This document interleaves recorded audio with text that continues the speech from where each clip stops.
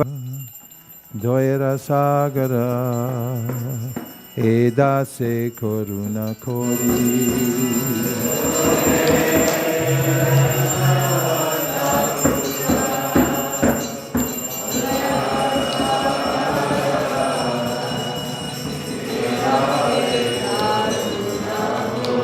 Oh He Vaishnavata Doyara Sagara Edase Koruna Kori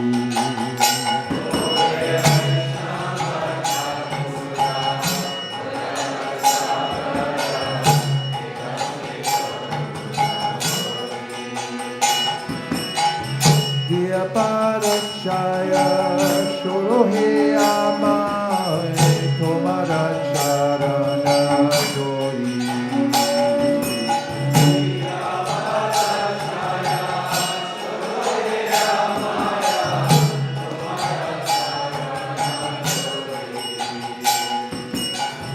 Jaya Bhega Doni Jaya Tosha Shodi Jaya Guna Devo Dase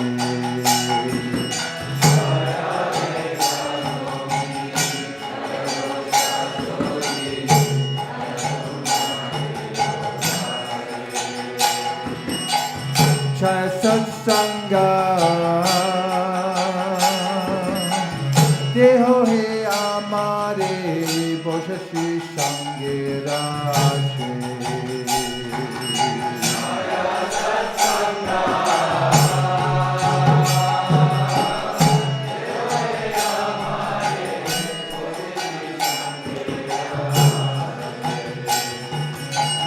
Ekaki Amar Nahi Pai Balo Harinama Sankirtane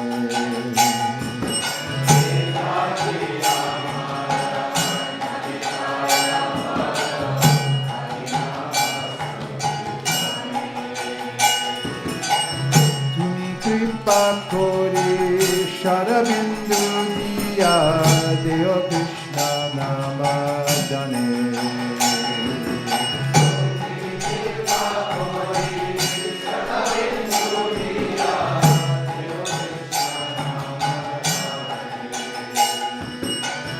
Krishna se tomar, Krishna jite paro, tomara shakti ache.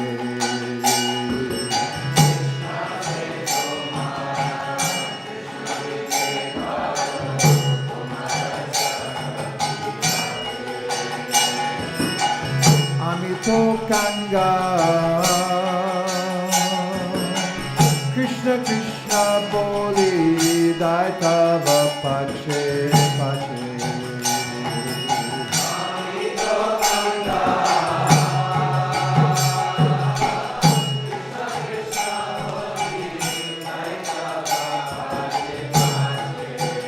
Ohe Vaishnava Thakur, Doyara Sagara, Udase Kori. Ohe. Translation. We'll do translation next. Translation.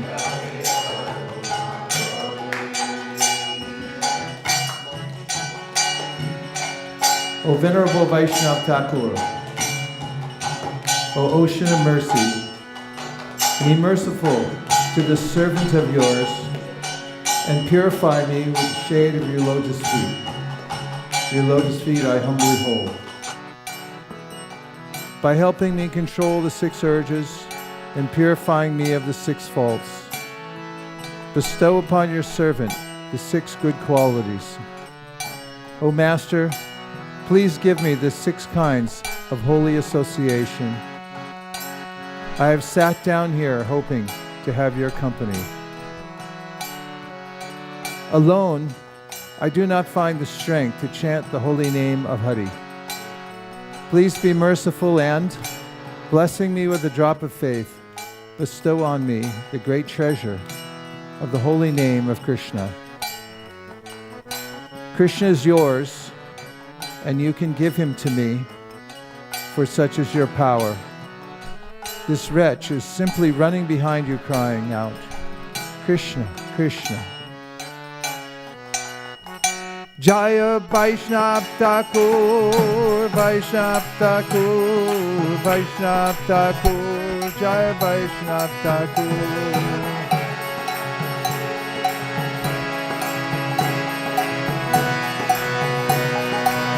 Jaya Jaya Prabhupada, Prabhupada, Prabhupada, Jaya Jaya Prabhupada.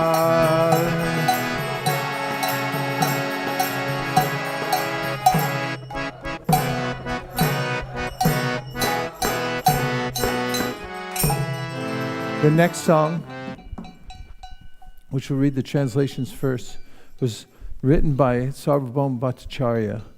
And this is a nice meditation because we're counting down the days, maybe even the minutes, until we go for a yatra on the 7th of February. And we're going to be going to Jagannath Puri, and there the figure of Sarvabhauma Bhattacharya looms large. He was a Mayavadi, but when he met Sri Chaitanya Mahaprabhu, the young man, 24 years old, beautiful Supreme Personality of Godhead, he sat with him for days and tried to instruct him, and then realized that he was the Supreme Personality of Godhead after hearing from him and seeing for himself his unlimited intellect, but to speak of his beauty and renunciation. And then Sri Chaitanya Mahaprabhu revealed his divine form. Sarvabhauma Bhattacharya at his house, came to his house. And we'll go to that very place in Jagannath Puri. And then the heart of Sarvabhauma Bhattacharya melted, and he wrote many verses and songs about Sri Chaitanya Mahaprabhu. And this is one of the famous ones that one can memorize and sing on the way to the store. And remember the beautiful features of Sri Chaitanya Mahaprabhu. It goes like this. His super excellent spiritual body is a brilliant golden color. Suvarna varna he mango varnanga shanshanangadi sanyasya krishnama shanto nishta shanti purayana, as is stated in the Vishnu Sahasranam Stotra. It's like molten gold. He is incessantly churned by sublime transcendental ecstasies. A fraction of his mercy is able to deliver all the three worlds. Atapite deva padambuja daya prasada leshana grihita evahi janati tadvam bhagavan mahimno nachanya ego picharam vijimban. Brahma says about the Lord that even if a lesha, one tiny, like the scent, if there's some essence of something in the air, you can't see it with your eyes, but if just the trace of that scent touches you, you can perceive it. And if it's such a small amount, called a trace of the mercy of the Lord, that amount can deliver the three worlds, what to speak of one individual. He says, unto that son of Sri Sachi Devi I bow. Within himself are the transformations of ecstasy, such as faltering of the voice. The mighty sound of his voice chastises wicked men. His mercy dispels all fears caused by worldly existence. Unto that son of Sri Sachi Devi I bow. He wears garments the color of the rising sun. His cheeks are very captivating. His fingernails surpass the beauty and radiance of the moon. He takes delight in uttering the glories of his own transcendental qualities and holy name. He can do that, we can't. Unto that son of Sri Sachi Devi I bow. Streams of ecstatic tears flow from his lotus eyes. He is ornamented with transformations of ecstasy caused by ever new loving mellows. His pastimes of dancing exhibit very slow and graceful movements. Unto that son of Sri Sachi Devi I bow. The nimble movements of his beautiful dancing feet are very pleasing. Those 2 feet are sweetened by tinkling ankle bells. His soothing face surpasses the cooling rays of the moon. Unto that son of Sri Sachi Devi I bow. He sometimes wears the loincloth of a mendicant and takes up the staff and water pot of a sannyasi monk. His transcendental body is then graced by a shaven head. His chastisement breaks apart and destroys the sins of the wicked souls. Under that sun of Sri Shachi Devi I bow. As a householder, his face is surrounded by locks of dark hair, decorated with the dust of the earth. His excellent lips, which are red like, Shyamalungi, like the bimba fruit, are beautified by their trembling ecstasy. This is sans serif anyway, it should be a serif font. Upon his forehead he wears brilliant tilak made of sandalwood paste. Under that sun of Sri Shachi Devi I bow. The glowing beauty of his lotus petal eyes exceeds that of the rising sun.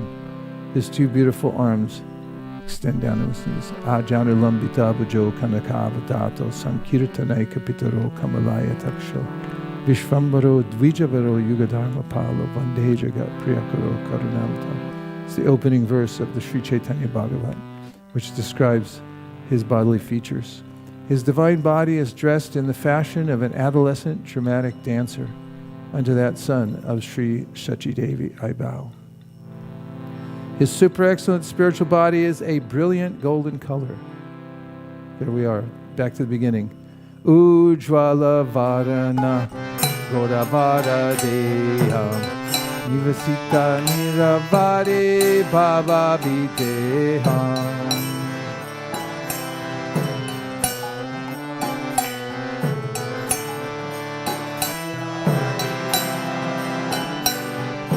Shri Bhuvana Pavana Kripayalesham Samdhamami Cha Shri Shachi Tanaya.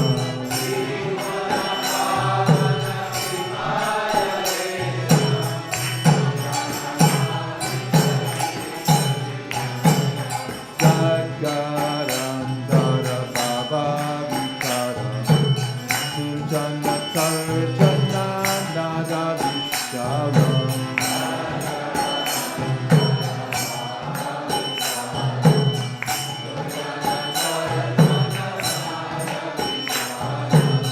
Bhavaya Bhajana Karandam Karunam Samsara Mamicha Shri Shachi Tanaya.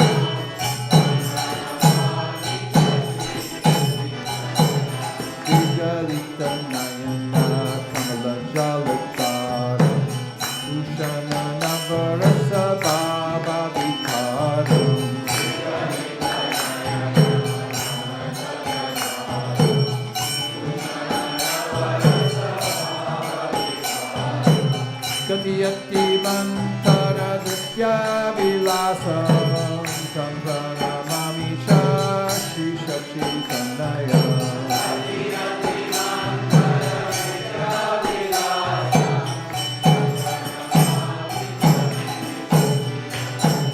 Sanchala Charu Charana Kati Ruchira Manjira Ranjita Pada Yuka Madhura.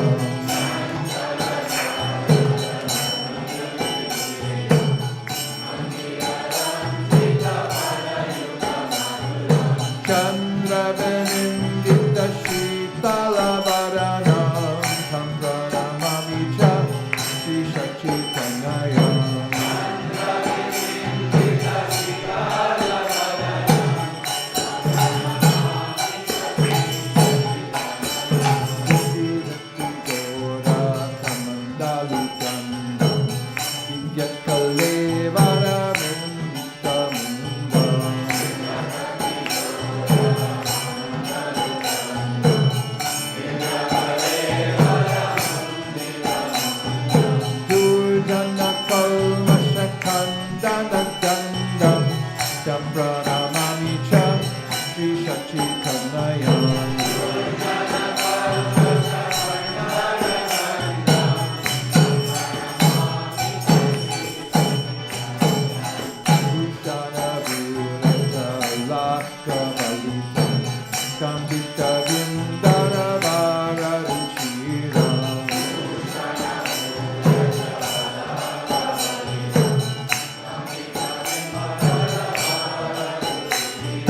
Malaya Javira Chita Ujvala Tilakam Tamprana Mami Cha Sri Chaitanya.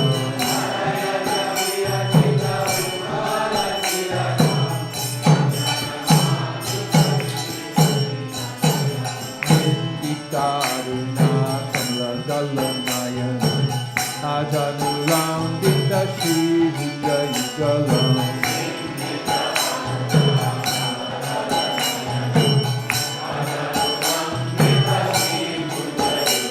Kalevara Kaishora Nataka Vesham Samprana Mami Cha Shri Chaitanya.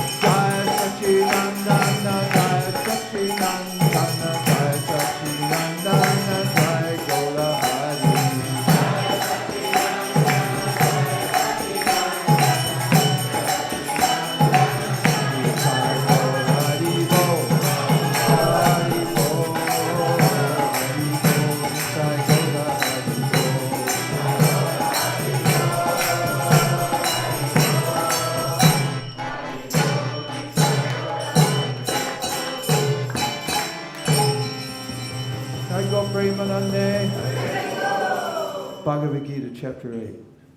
We could just sit down for a minute and hear the Gita.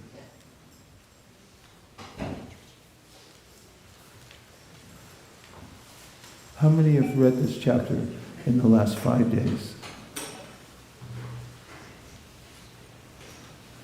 Better pick up the pace. You're supposed to know this whole thing in a little while, right? We're working on the middle 6 chapters. So if you read it every day, then you'll just learn it. And if you don't read it every day, then you'll be left in the dust. Okay, let's try it. We'll read the English translations together. How's that sound? Fair? Fair enough? Okay, here we go.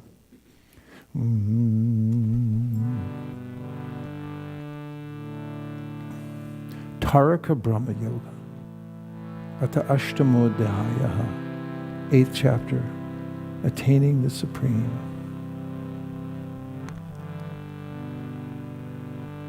Bhagavad Gita as it is. Arjuna inquired, O my Lord, O Supreme Person, what is Brahman? What is the Self? What are fruitive activities? What is this material manifestation? And what are the demigods? Please explain.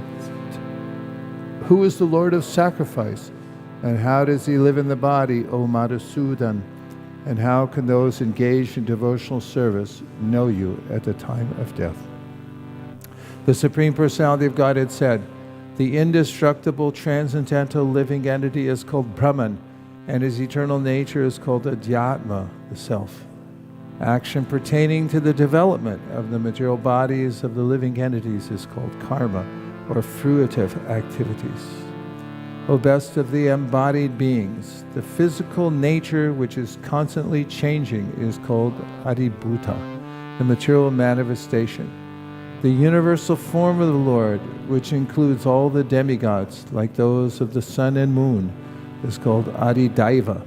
And I, the Supreme Lord, represented as the Supersoul in the heart of every embodied being, am called Adiyagya, the Lord of Sacrifice. And whoever at the end of his life quits his body remembering me alone, at once attains my nature. Of this there is no doubt. Whatever state of being one remembers when he quits his body, O son of Kunti, that state he will attain without fail. Therefore, Arjuna, you should always think of me in the form of Krishna, and at the same time carry out your prescribed duty of fighting. With your activities dedicated to me, and your mind and intelligence fixed on me, you will attain me without doubt. He who meditates on me as the Supreme Personality of Godhead, his mind constantly engaged in remembering me, undeviated from the path, he, O Partha, is sure to reach me. One should meditate upon the Supreme Person as the one who knows everything, as he who is the oldest, who is the controller, who is smaller than the smallest, who is the maintainer of everything, who is beyond all material conception, who is inconceivable, and who is always a person. He is luminous like the sun, and is transcendental beyond this material nature. One who, at the time of death, fixes his life air between the eyebrows, and by the strength of yoga, with an undeviating mind, engages himself in remembering the Supreme Lord in full devotion, will certainly attain to the Supreme Personality of Godhead. Persons who are learned in the Vedas, who utter Omkara, and who are great sages in their renounced order, enter into Brahman. Desiring such perfection, one practices celibacy. I shall now briefly explain to you this process by which one may attain salvation. The yogic situation is that of detachment from all sensual engagements, closing all the doors of the senses and fixing the mind on the heart and the life air at the top of the head. One establishes himself in yoga. After being situated in this yoga practice and vibrating the sacred syllable Om, the supreme combination of letters, if one thinks of the Supreme Personality of Godhead and quits his body, he will certainly reach the spiritual planets. For one who always remembers me without deviation, I'm easy to obtain, O son of Pritha, because of his constant engagement in devotional service. After attaining me, the great souls who are yogis in devotion never return to this temporary world which is full of miseries, because they have attained the highest perfection. From the highest planet in the material world down to the lowest, all are places of misery wherein repeated birth and death take place. But one who attains to my abode, O son of Kunti, never takes birth again. A human calculation, 1,000 ages taken together form the duration of Brahma's one day, and such also is the duration of his night. At the beginning of Brahma's day, all living entities become manifest from the unmanifest state, and thereafter, when the night falls, they are merged into the unmanifest again. Again and again, when Brahma's day arrives, all living entities come into being, and with the arrival of Brahma's night, they are helplessly annihilated. Yet there is another unmanifest nature, which is eternal and is transcendental to this manifested and unmanifested matter. It is supreme and is never annihilated. When all in this world is annihilated, that part remains as it is. That which the Vedantas describe as unmanifest and infallible, that which is known as the supreme destination, that place from which, having attained it, one never returns, that is my supreme abode. The Supreme Personality of Godhead, who is greater than all, is attainable by unalloyed devotion. Although he is present in his abode, he is all-pervading, and everything is situated within him. O best of the Bharatas, I shall now explain to you the different times at which, passing away from this world, the yogi does or does not come back. Those who know the Supreme Brahman attain that Supreme by passing away from the world during the influence of the fiery God, in the light at an auspicious moment of the day, during the fortnight of the waxing moon, or during the 6 months when the sun travels in the north. The mystic who passes away from this world during the smoke, the night, the fortnight of the waning moon, or the 6 months when the sun passes to the south, reaches the moon planet but again comes back. According to Vedic opinion, there are 2 ways of passing from this world, one in light and one in darkness. When one passes in light, he does not come back, but when one passes in darkness, he returns. Although the devotees know these 2 paths, O Arjuna, they are never bewildered. Therefore, be always fixed in devotion. A person who accepts the path of devotional service is not bereft of the results derived from studying the Vedas, performing sacrifices, undergoing austerities, giving charity, or pursuing philosophical and fruitive activities. Simply by performing devotional service, he attains all these, and at the end he reaches the supreme eternal abode. May we see the first 11 verses of the 9th chapter of the 7th canto, please, in Sanskrit. How many of you read this chapter 9 in the last 5 days? 7, 9, 2, 3, 4, 5. Better pick up the pace. Just at least record it on your phone and listen to it. So Prahlad Maharaj is offering prayers. You may remember that Lord Nrsingadev came for Prahlad because he was being abused by his father. His father was a really unpleasant person. His name was Hiranyakashipu.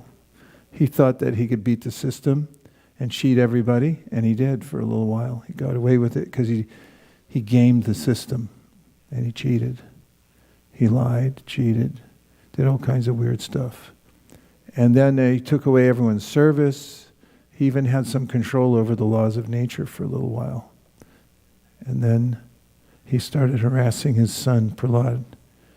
And Krishna protects his devotees, so he came and he rescued Prahlad by bifurcating the chest of Hiranyakashipu, who was actually Jai or Vijay from the spiritual world, playing the part of a demon. When he opened up his chest and he saw his heart, Nrsingadev said to himself, how could he have let all these impurities come in here into the heart? Then, after Nrsingadev killed Hiranyakashipu, Brahma, Shiva, various high beings who from higher planetary systems and elsewhere came forward and offered prayers to Lord Nrsingadev, but he wasn't satisfied. And then, in this chapter 9, starting with the beginning, but we start from this verse because it introduces Prahlad Maharaj's prayers. And when he comes forward, he didn't actually come forward on his own. He was pushed forward. Brahma said, no, he didn't accept any of our prayers, you try. So he pushed him forward, said he came for you. So the humility in Prahlad in these first of 10 verses we'll read this morning, because if you can at least start by memorizing these first 11 with this introduction and the next 10, then you'll have 1/5 of the chapter memorized, and that's not bad for starters, since Nrsinga Chaturdashi is coming up fast. Okay, let's try. Ashtau Siddharami Kagra Manasa susamahita prema gadgadaya vacha tanyasta hridayekshana Shri Paradu vacha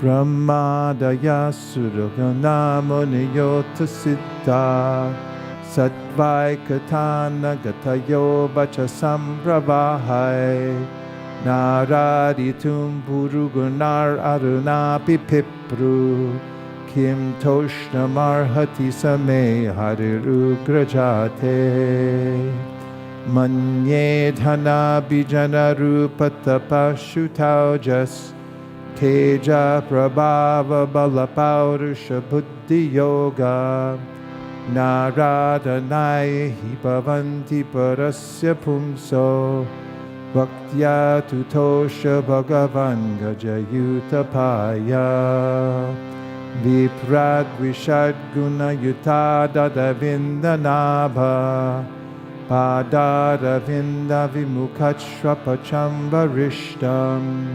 Manyetararpata manobachane hitarta Pranam punati sakulam nataburimanaha Naivatmana prabhorayam nijalabha purno Manam chanada vidusha karano vranite Yad yajshano bhagavate vidatita manam Tajcha mane pratimukhasya yatha mukhashri Tasmadaham vikata viklaka ishvarasya Sarvatmana mahigranami yatha manisham Nicho jaya guna visarga manu pravishta Uyeta yena hipuman anuvarnitena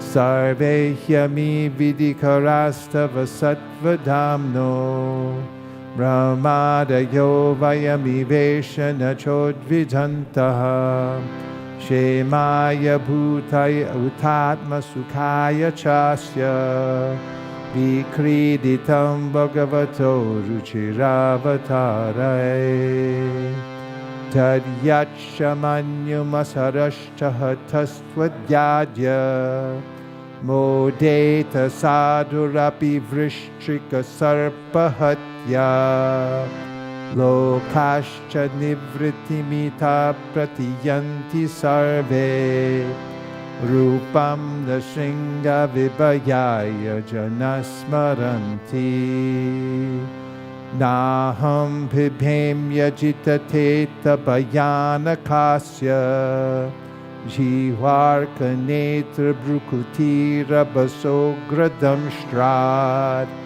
Antra sraja shrataja keshara shanku karnan Nirada bhita digibad arabindakagrat Trastosmyaham kripana vatsaladu sahogra Samsara chakra kadanadgrasatam pranita Baddha swakarma bidushatama mulam Prito pavarga sharanam Vaisesika danu That's it.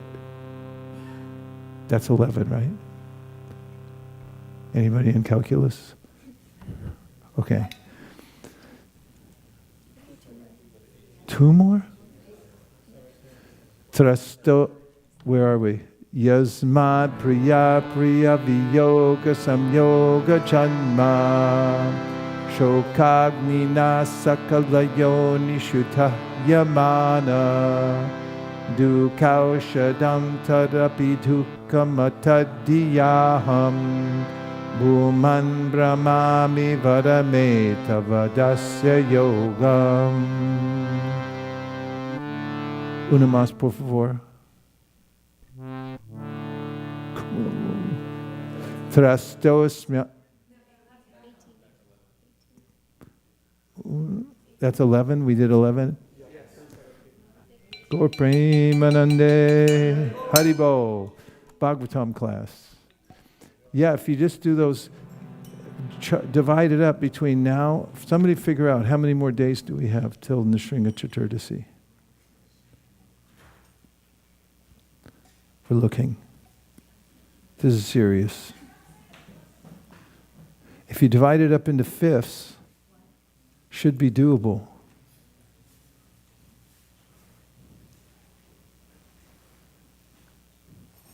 We'll tell you when we get set up. Srimad Bhagavatam.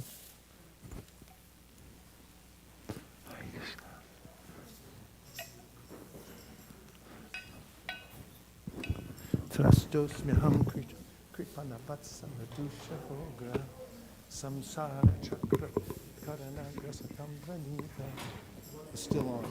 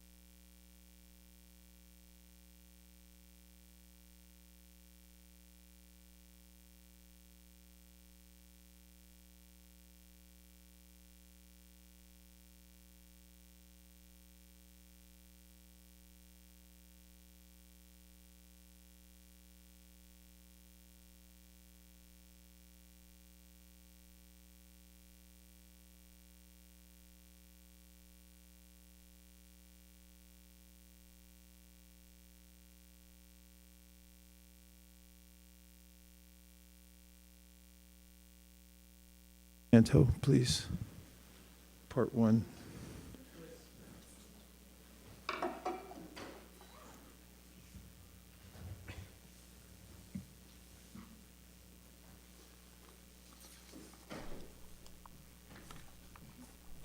New sticker. Created by Mathura Prasad. You like it? It's for the yatra. We made our own stickers.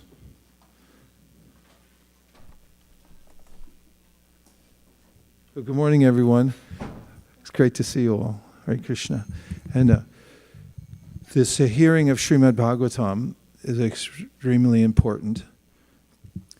It is the sound vibration that attracts one to the spiritual world. As we just heard from the 8th chapter of the Bhagavad Gita, there's a choice to be made. And Krishna describes the material world, mamupetya, punarjanma, dukhalayam ashashvatam. And he says, napnuvanti mahatmana samsiddhir paramam gatyam, that there's a way in which the material world has its anomalies, to say the least, birth, death, old age, and disease. They're not a sanguine position for the eternal soul. It's misery. It's what he called dukhalayam. It's a bad space. And it's the place where we suffer again and again. And then he says there's an alternative, good to know, that parastasmatu bhavonyo vyakto vyaktat sanatana yaksak sarveshu bhuteshu nashyatsu navinashati. Nashyatsu navinashati, when everything in this world is destroyed, and it will be. He says, budva praliyate avyakto shara ityektas tamahu paramam gatim yam prapyana nivartante dharma paramam mama. 3 times in this chapter 8, he says that once you leave this material atmosphere, you don't come back. You're not obligated to come back ever again. Once burnt, twice shy.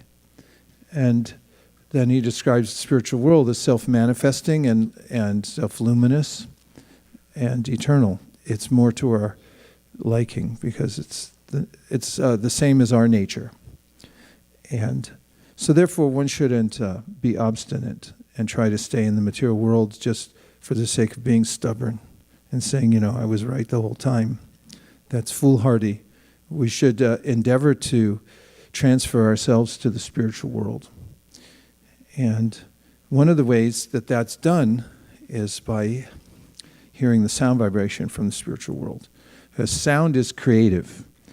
When we were locked down, if you remember those days, in the old days?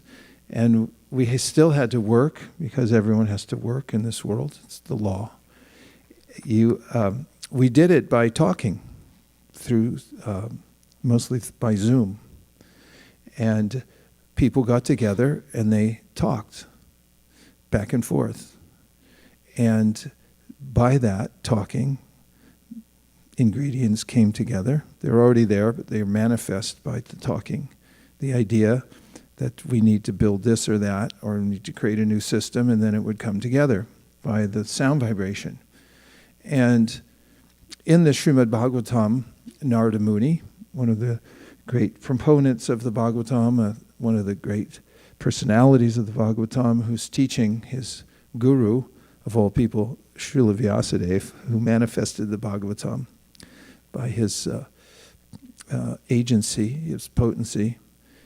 It says, Tadvag visargo janataga viplavo yasmin pratishlokam abadyavatyapi namanyanan tasya nishon kitani yet shinvanti gayanti grananti sahadava. That those who are eager to advance spiritually will discuss this, the Bhagavatam. They'll hear from it. And what is the characteristic? Well, it's from a different creation. Tadvag visargo janataga viplavo. It's not from the material world. It's a different energy. Comes from a different realm. And viplava means that it will create a shift in your life. It will transfer your attention from the material world to the spiritual world. After all, what carries us in life is the song we keep in our hearts. People try to ingest various songs and they can feel uplifting, or they can put one in a certain mood that one can try to relish. But the song of the Bhagavatam or the Bhagavad Gita is a different creation. It comes from a different place. And if you keep that song in your heart by hearing it again and again, then there's a way in which you'll naturally be transferred to the spiritual world. Because as we heard in the 8th chapter of the Bhagavad Gita just now, Arjuna asks, what is karma? And Krishna answers that it's the force of our own consciousness which then creates varied forms for us in the material world. Yes, what is karma? He says, varied consciousness, material types of consciousness that then result in us getting different kinds of bodies and situations. And how does one change that? Just by hearing. It's a subtle process. And it's amazing because the human form is designed for it specifically. What are humans supposed to look like? Like all of you right now. This assembly where we're all sitting together and we're hearing is the pinnacle of human civilization, to hear Bhagavatam. And that's how the transformation takes place. There's no doubt about it. One can transform one's consciousness by hearing, and then one can transfer oneself from the material world to the spiritual world by the result of that hearing. So let's start by singing a song that Srila Prabhupada brought to us from Bhaktivinoda Thakur. Now this song is about the spiritual world also. Jaya Radha Madhava Kunja Bihari. They're names of Krishna that are related to his associates and his relationships with his mother, with his friends, with his lovers in the spiritual world.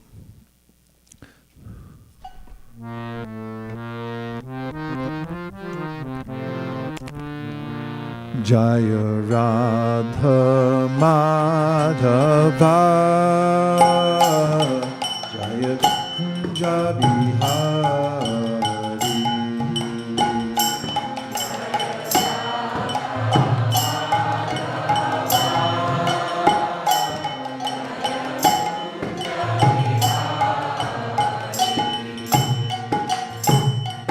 Gopi Janna Vallabha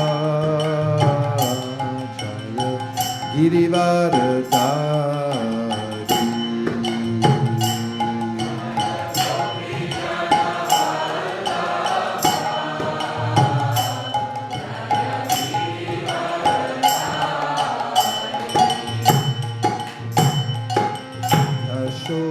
Yashodanandana Vraja Janaranjana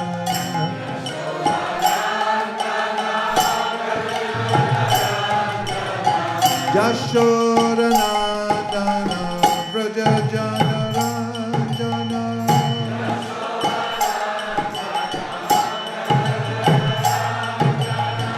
Yashodanandana Vraja Janaranjana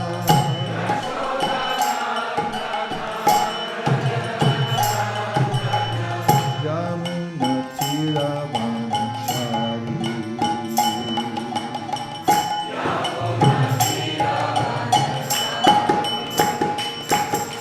Krishna Hare Krishna Krishna Krishna Hare Hare Hare Rama Rama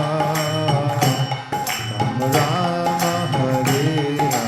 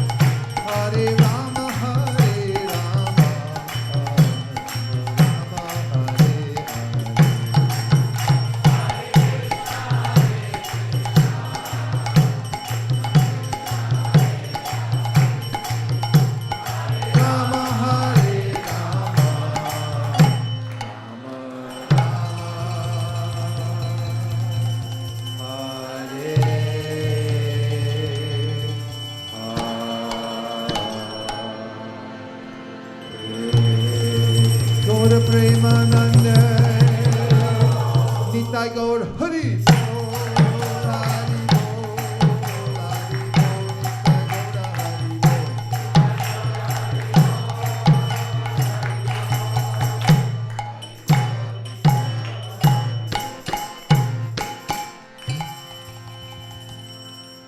Om Namo Bhagavate Vasudevaya. Om Namo Bhagavate Vasudevaya. Om Namo Bhagavate Vasudevaya. Narayanam Namaskritya Naram Chaiva Narottamam Devim Sarasatim Vyasam Tato Jayam Udiraye. We'll read today from the Srimad Bhagavatam, 1st Canto, 2nd chapter, text number 9. Number 9. Don't say it again. Okay. Dharmasya hyapavargasya narto tayopakalpate nartasya dharmaikantasya. And the meaning is, all occupational engagements are certainly meant for ultimate liberation. They should never be performed for material gain. Furthermore, according to sages, one who is engaged in the ultimate occupational service should never use material gain to cultivate sense gratification. And Prabhupada writes as follows: we have already discussed that pure devotional service to the Lord is automatically followed by perfect knowledge and detachment from material existence. In which verse? Vasudeve Bhagavati Bhakti Yoga Prayojita Janiyat Yashivairagyam Jnanam Cha Yadahaitukam, which means that Gyan and Vairagya, Gyan means knowledge, specifically knowledge of the difference between matter and spirit. It's not well known in the material world. And then the detachment, Vairagya, means the ability to not be attached to matter, because that's not easy to do either, apparently. So there's a way in which, by doing bhakti directly, means chanting Hare Krishna or hearing Srimad Bhagavatam. There are 9 processes of bhakti. Then there's a concomitant effect, which is that you get knowledge and detachment from the world. They come free of charge, thrown in for free, just like the undercoat on a car. But there are others who consider that all kinds of different occupational engagements, including those of religion, are meant for material gain. So sometimes people have this idea that we'll pray to God, we'll be good, but it's only so that we can enjoy the material world more, because there's a natural way when you do your dharma, when you worship God, then naturally there's some material gain. Dharma, artha, kama, and moksha. So dharma means when you properly align yourself with God's laws. Dharma, artha, then wealth comes.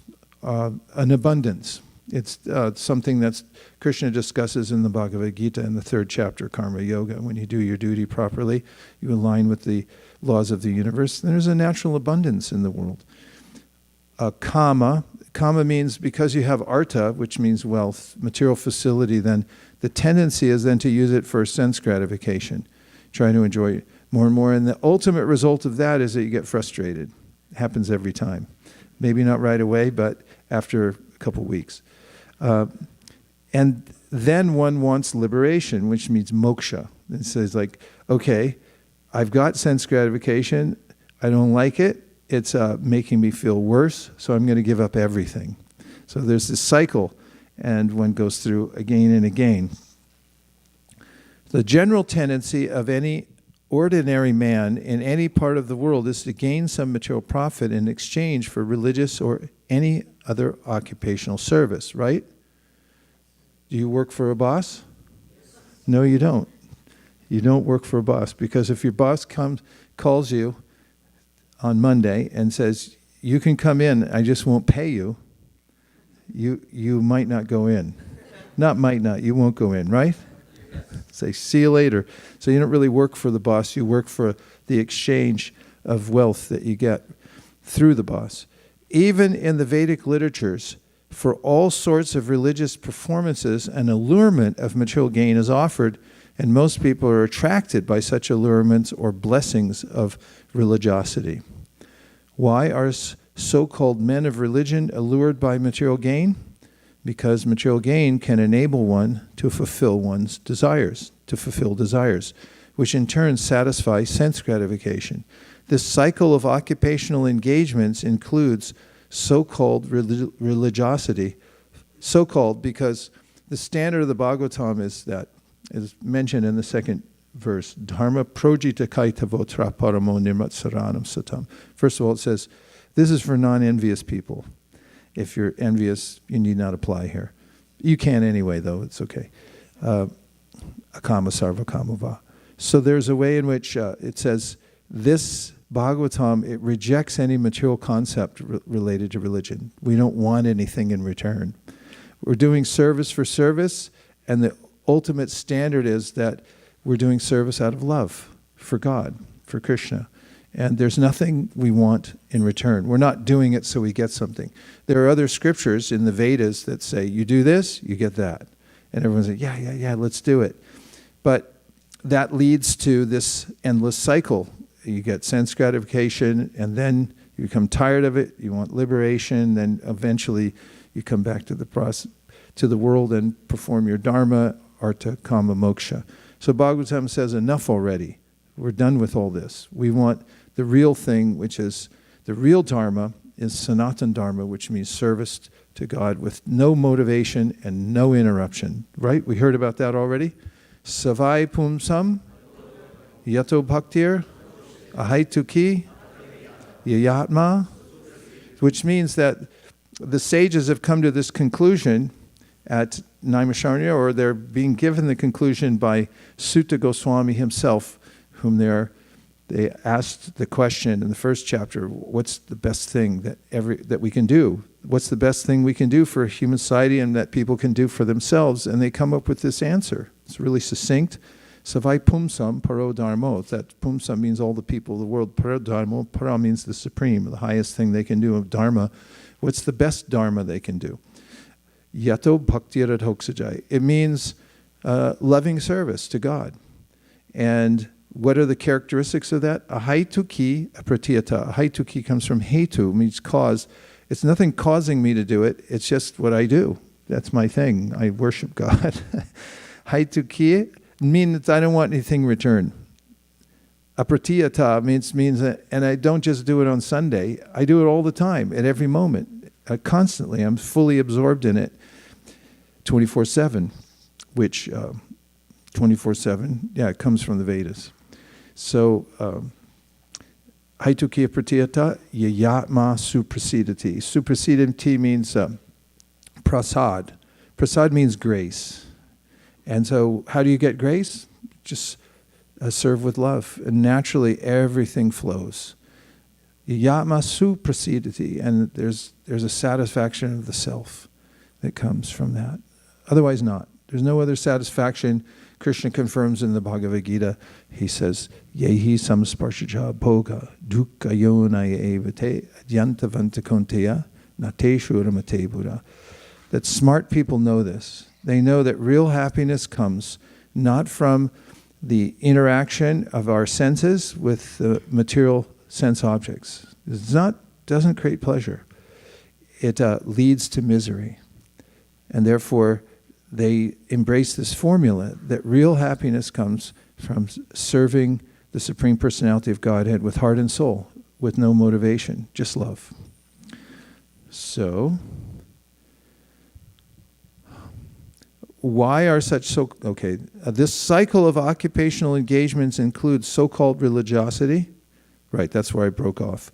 Followed by material gain, and material gain followed by fulfillment of desires. Sense gratification is the general way for all sorts of fully occupied men. But in the statement of Sutta Goswami, as per the verdict of the Srimad Bhagavatam, this is nullified by the present shloka. No mas.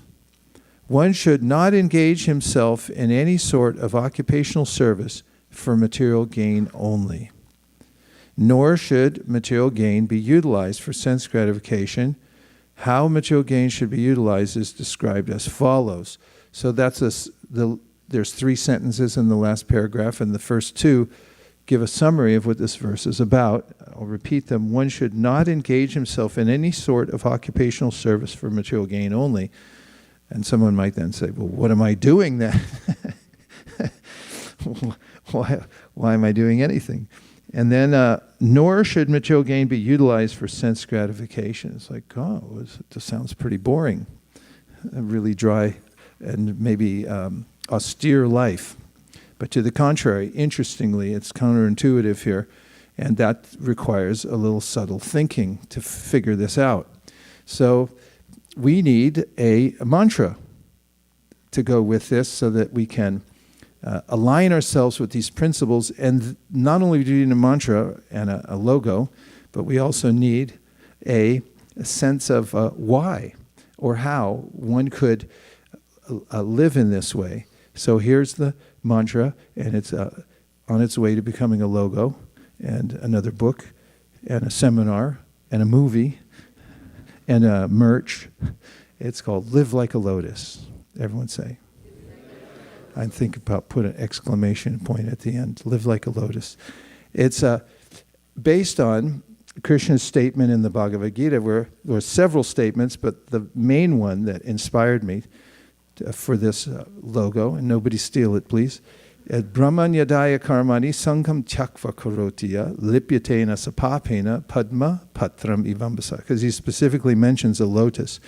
And in researching the lotus, it's popular, especially in countries where they grow. It's become a star of nature, a source of inspiration, a source of many analogies, metaphors. The lotus that is here on this earthly planet. People look at it and they're amazed, and there's a reason to be amazed, and I'll tell you about some of those reasons and try to connect them to an extended metaphor for living like a lotus and what the lotus flower does for us in that way. So the verse, Brahmanyadaya karmani, is very similar, it's parallel with today's verse, because Krishna is saying you work in the world, but don't get entangled. And here's how. And don't consider that whatever profit you get is something that is desirable to keep. I say desirable to keep, I say yours to keep. Somebody might object. I say don't think that if you claim the result of your work that it's going to make you happy or you'll enrich yourself. On the contrary, you'll become more entangled. So Krishna says, Brahmanyadaya karmani sangam tyakva karotiya. That one who, lives in this way. Which way? Like a lotus. That is, you're in the world and you're in the middle of it, but you never touch it. And he says, when you change your intention about the way you work, the reason why you're working, it's not what we do, it's how we do it that counts.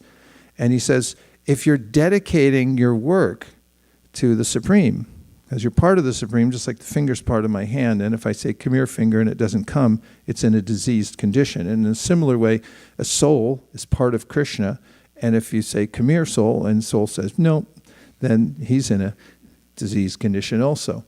So if you align yourself with the will of the Supreme, and you act as a servant of the Supreme, and you make everything that you do an offering to the Supreme, then you're not touched by the material energy, even though you're enveloped by it. An interesting concept. Where might one find an example of that? With the lotus flower. Because the lotus flower has a feature, which I'm now going to mention to you. It's called super hydrophobic. In fact, a lot of products nowadays mimic nature, and when scientists, probably some of them here at ISV, who studied physics at Stanford, are looking at these things carefully and figuring out how to emulate the surface of a lotus flower, which is impervious to water. Impervious means water can't go through something. And so a lotus is built like that. And therefore, it's hydrophobic. In fact, it's called super hydrophobic. And we also are in an environment where we could be permeated. In other words, the aspects of this material world, specifically three, goodness, passion, and ignorance, can enter into us, and we can become influenced by those and lose our standing as a spiritual soul and become material entities, and in which case we'll suffer, as we've just mentioned a few minutes ago.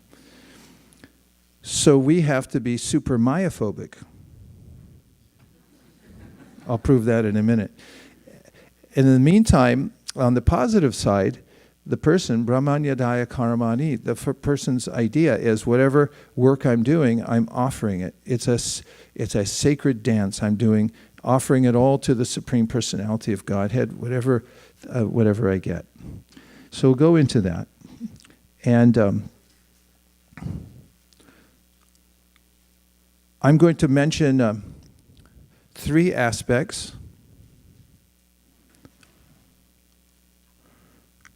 Three to-dos to live like a lotus. And three ways to think so you can live like a lotus. But first I'm going to tell you a little more about the lotus flower. Of course, it's called Padmaja. Padma means mud, and Ja means to be born. So the lotus, you might say, oh, poor lotus, it was born in the mud. But don't lament for the lotus. It has a power, a superpower, and that is it comes out of the mud, it lives in the water, and it's never permeated by the water, nor is it sullied by the mud. It has a self-cleaning mechanism. Every night it gets washed by the water, and it comes out clean. So here are some features of the lotus. One is that it reblooms every day. So the lotus flower closes at night. And then it comes out when the sun comes and it reblooms. So Bhaktivinoda Thakur talks about us as souls, and he says that you should endeavor for blooming consciousness. Because there are various types of consciousness that one can be in or subjected to. And one is called, he says, covered consciousness. Plants and trees have that. Sort of ironic because I'm talking about a plant. But there's a way in which the plants, although they're alive and they endeavor, they reach out, they do things. He says they're covered. But then there's contracted consciousness. And it starts, the consciousness, the light of consciousness starts to come through more within animals. Like, name an animal. Name your favorite animal. Tiger? Really? Tigers love their children. They really do. And they beaver, squirrel. Squirrel, cow. Okay. Squirrels. Squirrels, cows. If you look at squirrels, cows, and beavers, you'll notice that they all look back at you and they can interact with you. They also have more expanded symptoms of consciousness, and that you can notice how they feel separation from their offspring, as an example. That's a profound one, something that moves people who think that it's just a robot of some kind that's meant for cultivation, and it can be used for food. And when they notice that, wow, it laments when you separate it from its children and so forth, or it tries to protect its offspring, then people start to think, oh, maybe there is a little consciousness within that robot. Then he says, when one comes to the human form of life, it's a special opportunity. It's a juncture. Labvam sadurlabam idam bahusambhavante manusham artanam anityam apihadira, which means that you should take advantage of it. There's many verses in the Bhagavatam which say a similar thing, labham sadulavam. It's very rare to get this human body, and it's very special because you can, although it's temporary, use it to transfer yourself to a position of eternality. Other bodies, not so much. You're pushed by the modes of nature to act in a certain way. Human beings can rise above their nature enough to cultivate spiritual knowledge and spiritual consciousness.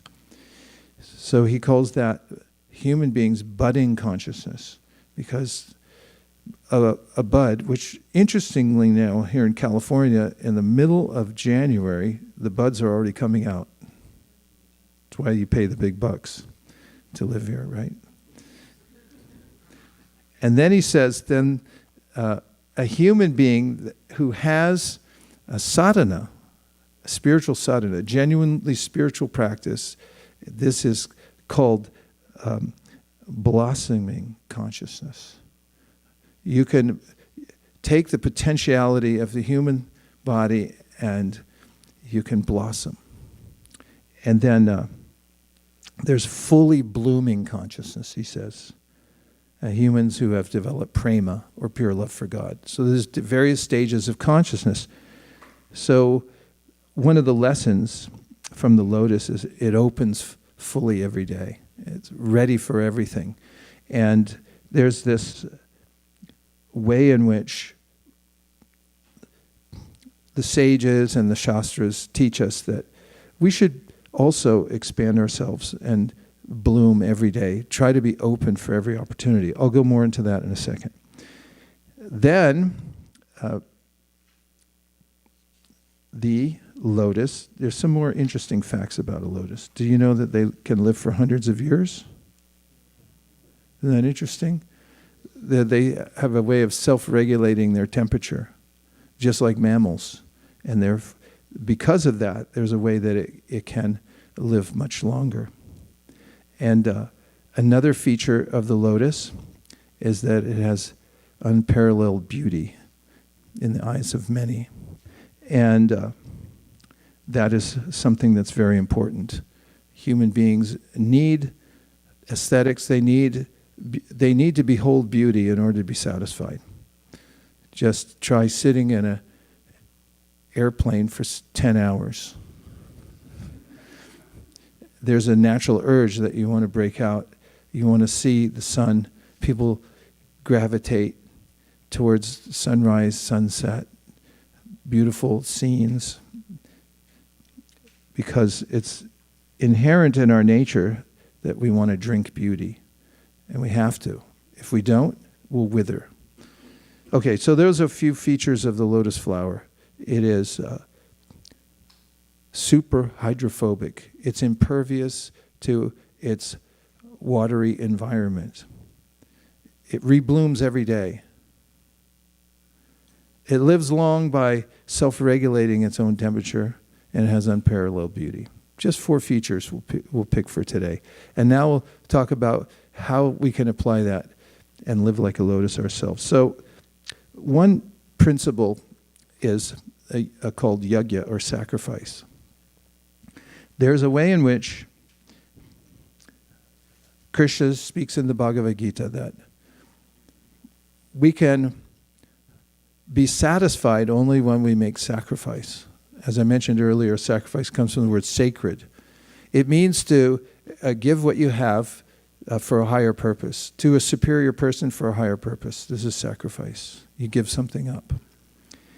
And there's a way in which we have to give up everything anyway, and therefore, when we deliberately give it up to Krishna, we greatly benefit because it's properly placed, which brings us to the next aspect of the way to do things to live like a lotus. First is to sacrifice. Second is called nyasa. Nyasa means to put things in their proper perspective, in their proper place. A place for everything and everything in its place. The word sannyasa, for instance, sannyasa, you've heard that, right? Like a sannyasi, you'd expect to see a kind of a mendicant walking around with a big stick and orange cloth and so forth. The real meaning is, the internal meaning, sannyas, means somebody knows where to put everything. How to utilize everything. Where does it go? For instance, when you put on tilak, which is a really good idea, put on tilak, especially when you come to the temple. You put on tilak in the various places. This is called a nyasa, because you know where to put them. Om Keshavaya Namo, Om Narayanaaya Namo, Madhavaya Govindaya Namo, Vishnavaya Namaha.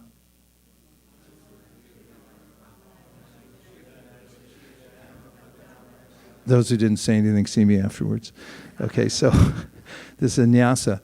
So there's a place for everything. Everything should be properly utilized.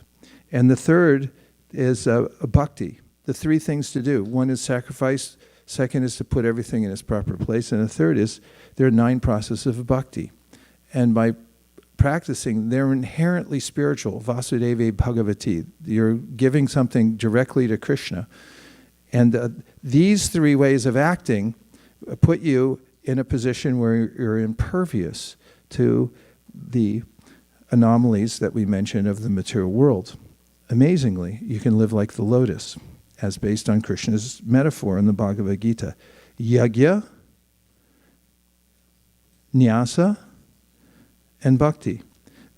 Of course, yagya and nyasa are also included in bhakti, but it would be an incomplete list without saying bhakti. And then there are several ways to think. Prabhupada mentions them, one of them in the Sri Ishopanishad. He calls the Ishavasya spirit, based on which verse?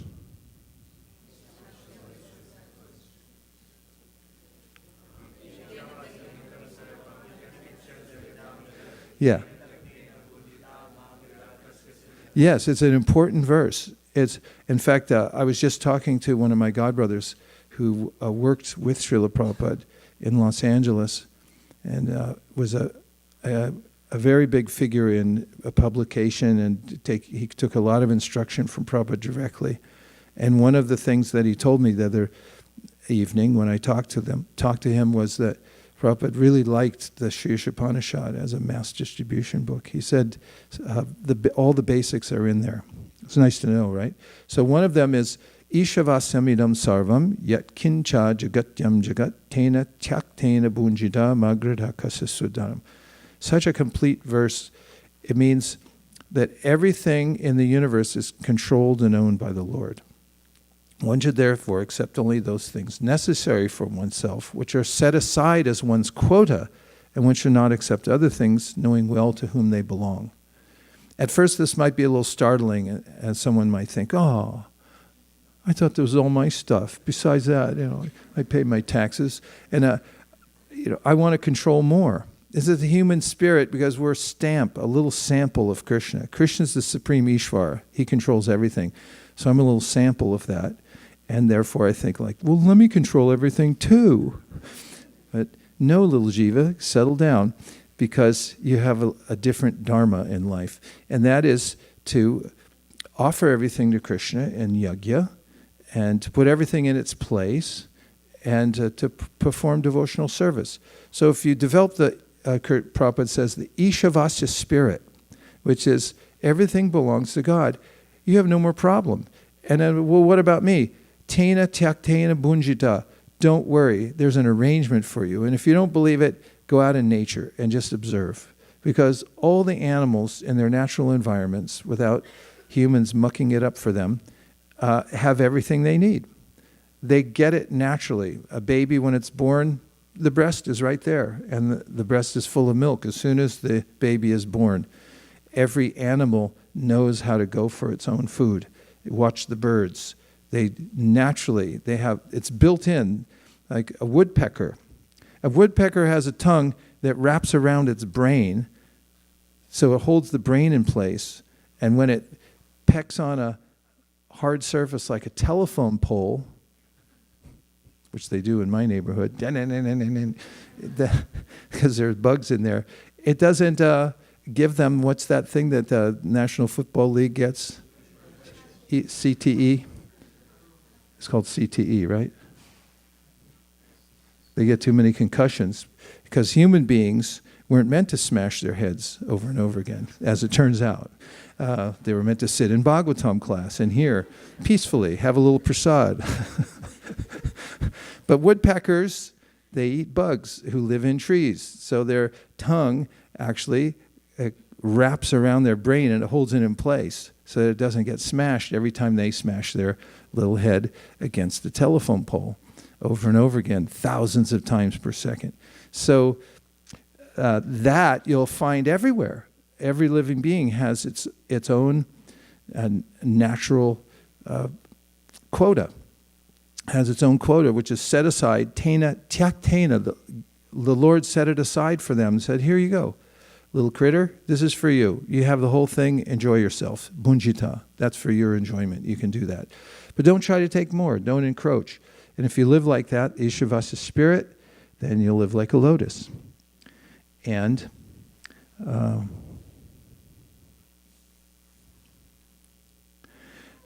in that way, another aspect of the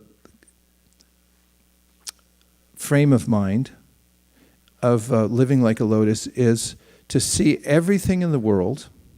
How many things are there? Pop quiz. How many things are there in the world? A lot. Correct. There are a lot of things in the world, and one who's living like a lotus sees them all as paraphernalia. One of the first words I ever learned to spell, I think it was in 4th grade. Paraphernalia, it's a weird word, probably Greek.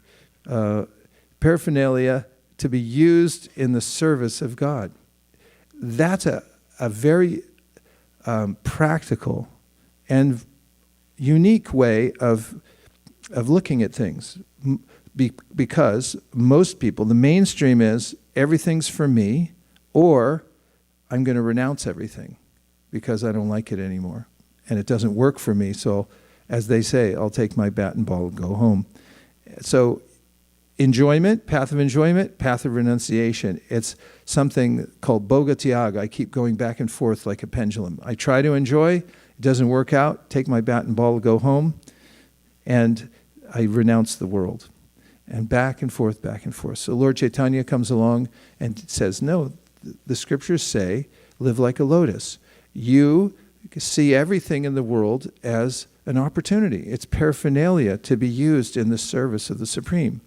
If you do that, everything becomes transformed, sacred, and non-reactive. It doesn't stick to you. You're impervious. The reaction doesn't get to you because of your intention, the way you use it. And then the third attitude, which you know well, of those who live like a lotus, is to accept that whatever happens to me is personal and benevolent. Those two things go together. There's a personal arrangement for every soul in this world, and it's all benevolent. Whatever happens. Name some things. Did anything happen to you? To anybody? COVID. Anything else happen? What kind of things happen to you? What? Layoffs. These are cheery subjects. Keep going. We got a whole long list of them. We could be here all day, right? Whatever happens to you, that is personal and benevolent. It's all an arrangement for us to come to our original consciousness, which is full of bliss and knowledge. And while we're in the world, if we live like a lotus, we do sacrifice, or called yajna, for the right cause. And nyasa, we learn where to put everything. That is in Krishna's hands. And we do bhakti. We have the mentality, ishavasya, everything belongs to Krishna, everything's paraphernalia to be used in the service, and whatever happens is personal and benevolent. No more problems. Live like a lotus. Now we'll take a few reflections or questions. But first I'm going to read you a story. You want to hear a story? Yes. Okay. I wrote this a few years ago, and I just found it, and it goes towards sacrifice. In Rio de Janeiro, Brazil, A new program in one state prison enlists inmates in pedaling stationary bicycles, specially equipped to generate usable electricity. The electricity that each convict produces is exported to a popular city park outside the prison, where it illuminates the streetlights around the periphery of the park. Not only this, but when the prisoners volunteer for this task, the warden reduces the length of their prison sentence according to the number of hours they cycle. The journalist who broke the story remarks that prisoners are eager to sign up for this program because through their service they not only feel useful, but also experience a sense of connectedness to the free world outside the prison walls. Living beings in the darkness of isolation of the material world are often compared to prison inmates. Offering relief to these detainees, in the Bhagavad Gita, verse 3.16, Krishna advises them to apply the pravartitam chakram, the wheel of sacrifice or service to the Supreme Lord prescribed by the Vedas. Commenting on this wheel of service, Srila Prabhupada writes, the Lord created this material world to enable the conditioned souls to learn how to perform yagyas, sacrifices, for the satisfaction of Vishnu, so that while in the material world they can live very comfortably, without anxiety, and after finishing the present material body, they can enter into the kingdom of God. That's from Bhagavad Gita 3.10. As the prison cyclists of Rio reduce their sentence and feel relief by performing some small daily service, one who applies him or herself to the cycle of divine sacrifice recommended in the Gita feels satisfaction by being at once linked to Krishna in the spiritual world, even while living under the prison-like restrictions of this dark material world. Moreover, Scripture says that Krishna destroys the karma of those who engage in spiritual service and cuts the length of their stay in the material world. Karmani nirdahati kintu cha bhakti bhajan. The bhakti yogi joyfully joins this cycle of divine service cycle each day by carefully chanting the Hare Krishna mantra, hearing Srimad Bhagavatam, and offering their food to Krishna before eating it. What to speak of engaging in divine service. Om Tat Sat. Ring.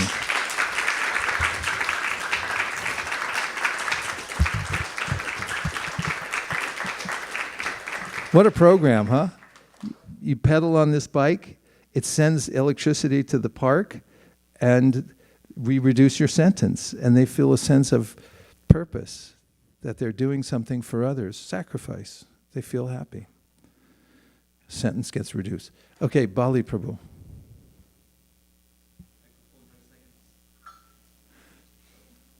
Not only do you have to receive in 7 seconds, but you also have to know how to turn it on. Because I've been calculating lately, and the amount of time it takes in between when somebody receives a microphone and when they turn it on. And I think that we could extend our life by maybe, an hour every year if we know how to turn on a mic. Okay, go ahead. Hare Krishna. First, welcome Nirukla Mataji and Vaisesika Prabhu. Give a big round of applause. Haribo. Haribo. Thank you very much, Prabhu, for your jatra and bringing all joyful topics. So actually, I have one reflection and one question. Let me tell my reflection. As you are going through, I was also meditating earlier. I was in India, and a lot of friends, they are calling a restaurant, it is a prison restaurant. Well, I was thinking we are already in the prison, but they're making like prison style, full jail. And you go like, and the menu is also whatever is offered in the jail. I said, why are they are? I said, we are already in the jail, and then they wanted to test the food like jail. But anyway, I was discussing and how people are going to the bottom of the things. So nevertheless, that's the material world. The question is the 3 sentence in the purport, Prabhupada, that is so profound. And in India also there are some temples, people are discussing about how the devotees and the congregation member can donate to the temple. They are saying, oh, Prabhupada said 50% is, now they are saying at least 10% is donations, but here we are saying that one should not even think of material gain. So it's like 100%, what Prabhupada is saying. So how do we really, we can continue throughout our life, we can read those things, but in action, we are not even coming to 10%. People are not giving even their profit to temples or to, spiritual organizations. It is not about ISKCON. There are many spiritual organizations are having the similar problems about placing donations or giving this one. For example, in Germany, people, those who are earlier days, in 10 years ago, by default, 7.5% tax was taken by the government for the church. So that people then registered. Now I don't know what is the system, but they are saying, oh, why they have to give? I don't go to the church, I don't give. So how do we, in ISKCON or the spiritual organization like us, we motivate our congregation members so that they really not only hear this one, they contribute to this movement so that we sustain, for long term. Can you give some more examples? Well, one example is book distribution. It's a highly authorized means of interacting with society in a very straightforward, civilized way. Take the time to write a book without mistakes in it and straightforward philosophy that can help somebody, and then distribute it to other people for their benefit. Humans get books. Means they understand them. When they see a book, they feel at home. And if you notice that when people have a backdrop in their home, they mostly try to put it in front of the bookcase, because then it makes them look sophisticated and smart. And you can judge a person by their library and so forth. So we do that. We're mission-driven here at ISV. Our idea is that this is a space where we come together to inspire one another, to hear and chant, and also to distribute to others. Those two things go together, as you've heard me say ad nauseum. So when we have a clear cause and we have experience and we're convinced, therefore, that it's the most worthy cause, then we feel compelled to give resources, or we give our energy. We take time to do it because we're convinced it's a good idea. And also the little chit we're given, chit means a little piece of paper, that we're given to in exchange for our work, which kind of represents our used energy already, which is we call money, little token we carry around. It's like, and that, unless we have an idea of what to do with it, the concept of nyasa, money becomes a great source of anxiety. You don't know where to put it. If you put it in the wrong place, inflation eats it up, right? If you put it in the wrong place, somebody else takes it from you. And somebody will take it from you anyway, or you'll be separated from it one way or another. And just on extreme cases, when people get a lot of money, they get windfalls and they're not sure what to do with money. Like it happens in the cases of athletes. They were never trained how to handle money, and then they get millions of dollars for a fight or something like that. And then people win the lottery.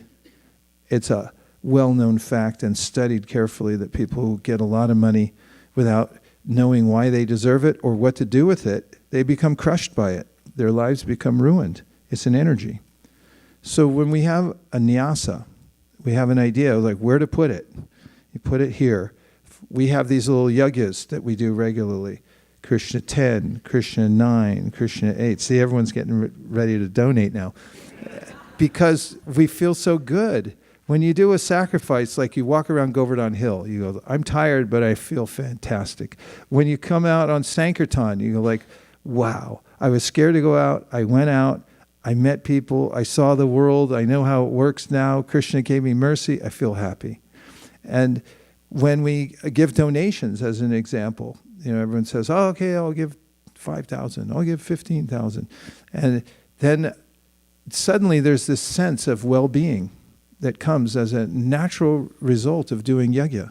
So when we have a clear idea of what our purpose is in any community, and you're giving specifically in an ISKCON community, the idea is, hey, give your resources, don't just sit on them.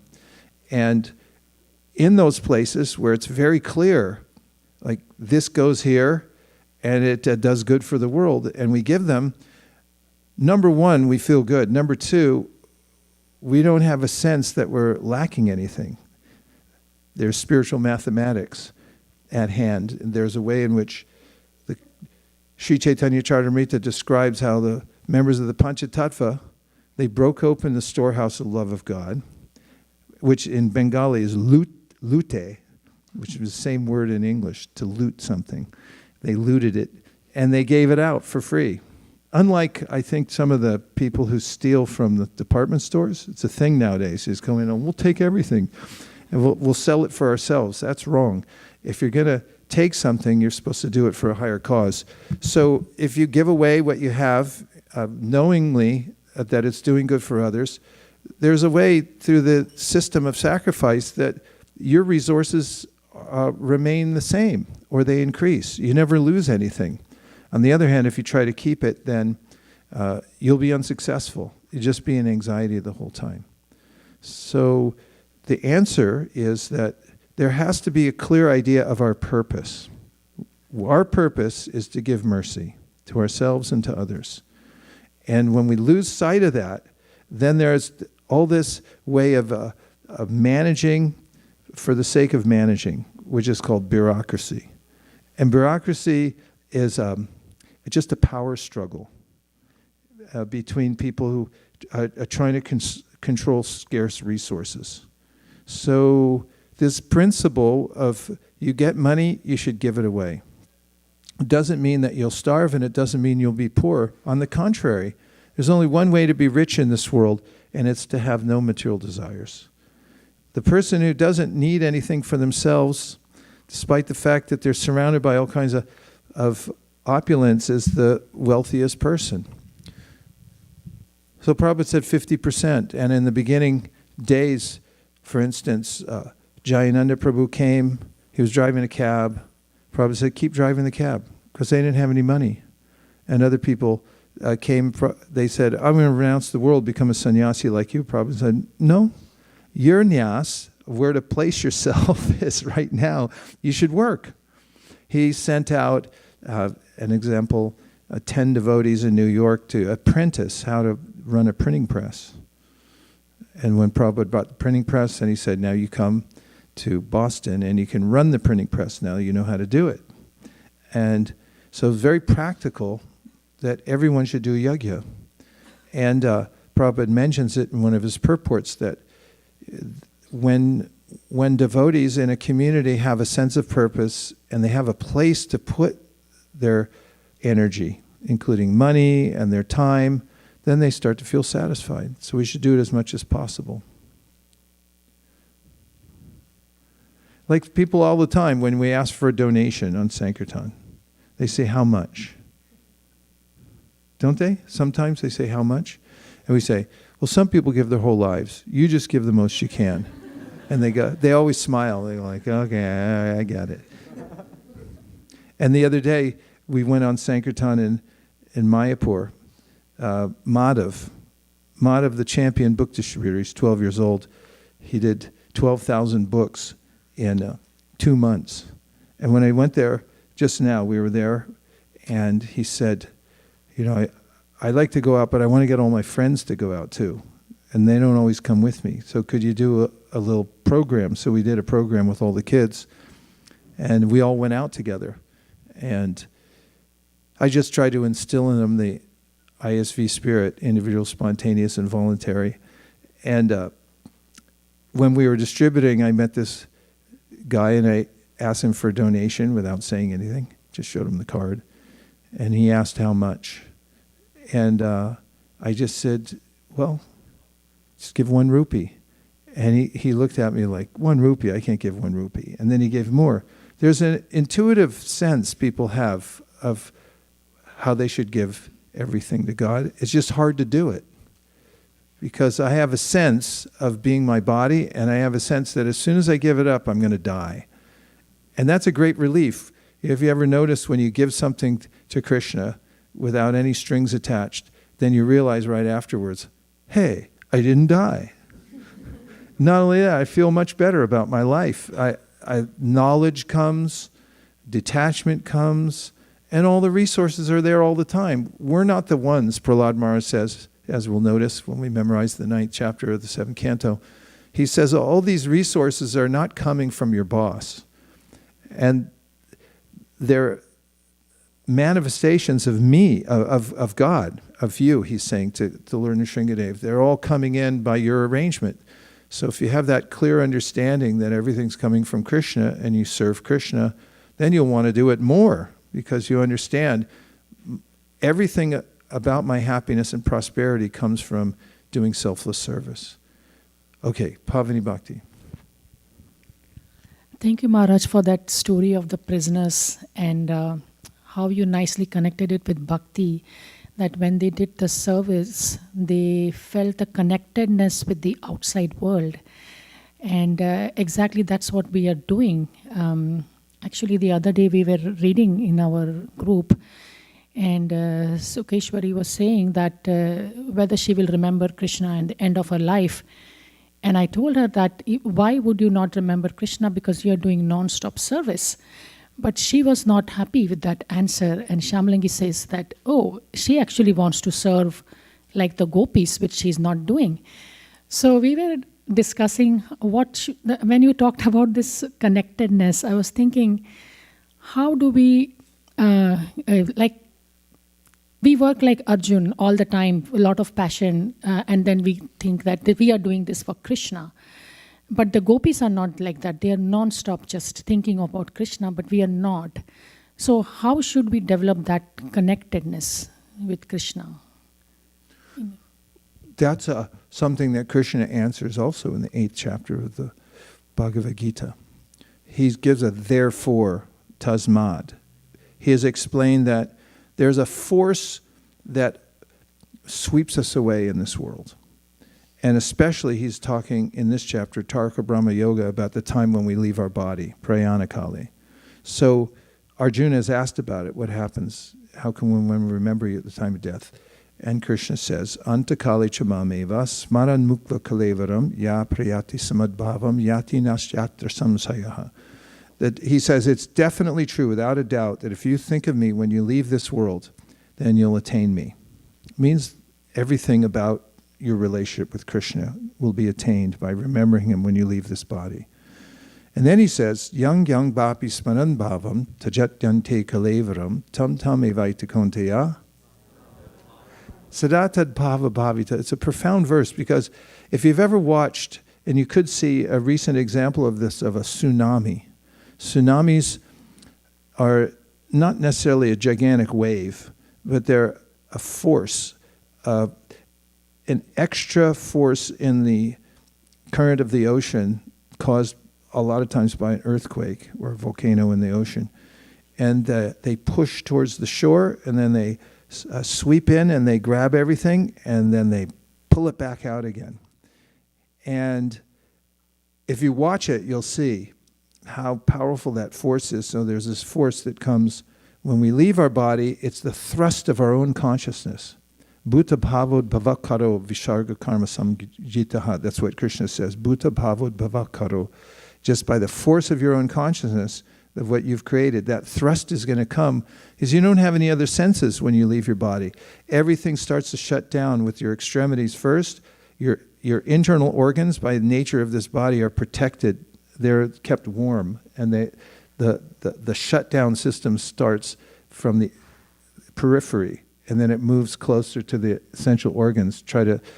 Body tries to survive, and then last thing, you just have your feelings. No use of anything except the tsunami comes, and what's the tsunami? It's what you've created through your own feelings.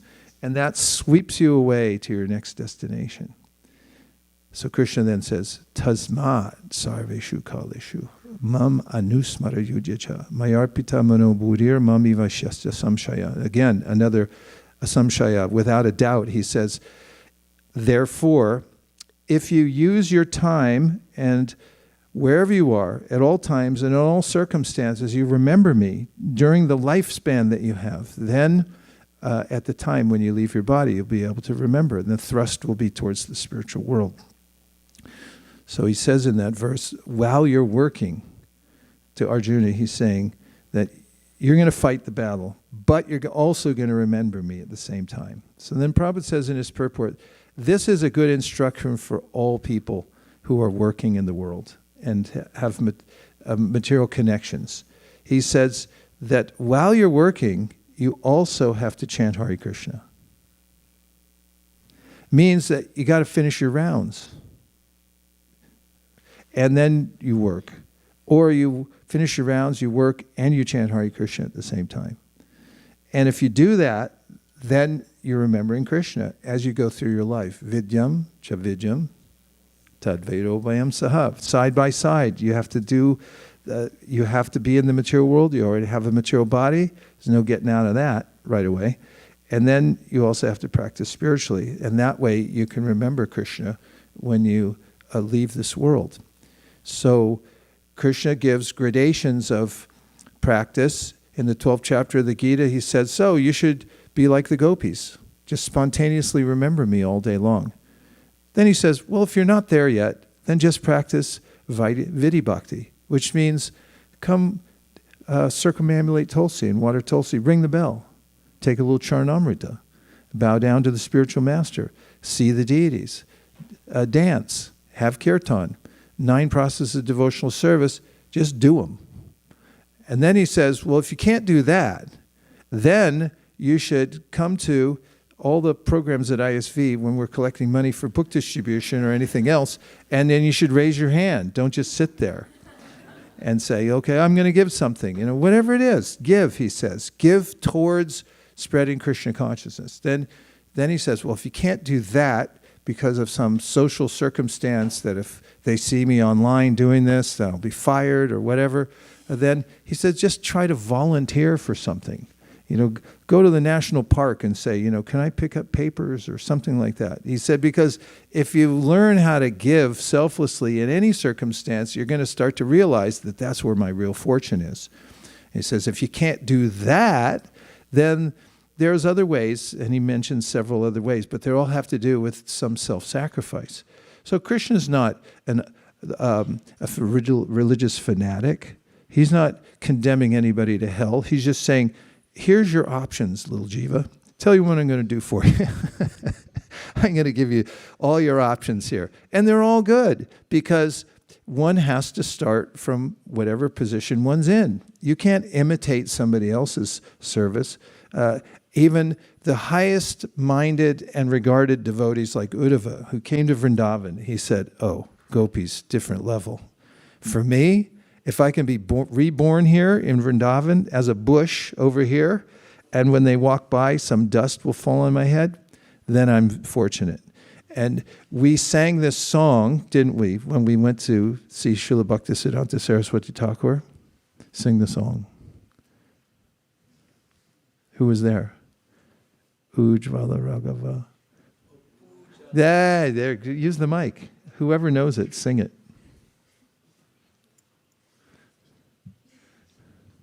This is for 1600. Uh-oh, it's not on. You've just deducted half. It's on, but he has to what? Yeah, now it's See what I'm saying? Okay. Pujala ragapata gaurava bange mattala harijana vishaya range. This is a song that Srila Bhaktisiddhanta Saraswati Thakur wrote when his disciple, who was a billionaire, opened up the Bhag Bazar Mandir. They had been living in Ultadanga, which is a really rundown neighborhood, and they were all piling in there to stay together. And they had these tents in the parking lot. They had sheds, extra sheds in the parking lot. Everyone was complaining there's no room and things like that. And then this really rich, what? And then this really rich person came and said, I'm going to build you a marble temple, like nobody's ever seen in Calcutta. And then he did. And he used his whole fortune, and he used up all his life energy. He actually passed away 2 days before it opened. And when they brought the deities from Ultadunga Junction Road on a chariot, and the devotees were all in front chanting, Srila Bhaktisiddhanta had written this song. And in the song, he says, the mood of the gopis and the Goswamis, we keep that way above our heads. That's something that's way up there. We're way down here. We're just the foot soldiers. We're in the practical aspects of life. That conception of the selflessness of the gopis, that's something way, way, another universe for us up here. That was his mood. Trinadapi sunichena. So we're not, we idolize, we revere the moods of the great devotees. But even when you find in Bhagavatamrita that looking for the greatest of all devotees, who's gotten the most mercy, Narada Muni goes from one to the next, they all say, it's not me. It's painful to hear, actually, because everyone gives some valid, seemingly valid reason why, like, I'm nothing. And even when they get to the gopis, they say, us? We're just, we're the lowest. That's the mood of devotional service. So it was in response to this idea, how do we come to the highest position? Part of the highest position is Trinadapi Sunichena. I'll be the servant of everyone else. I'll give respect. I'll be the humble servant of the servant of the servant 1,000,000 times removed. And that's what Srila Bhaktisiddhanta Saraswati Thakur said is the main focus of our meditation, is to become the servant. And last point, Swesvayadi karyanishta saguna parikirtita. There's a way in which Krishna says in the 11th canto of the Bhagavatam to Uddhava that it's very practical, that you have to act according to your qualification. He said that's a good thing. If you're just sincere and honest, like Prabhupada writes in the Bhagavad Gita, a sweeper in the street who's sincere and doing devotional service, offering the sweeping work to Krishna, is better than the charlatan, means an imitator, a show bottle. You know what a show bottle is? In a medicine shop, they have this big bottle full of water with a little dye in it, so it's pink. And you're like, woo, medicine.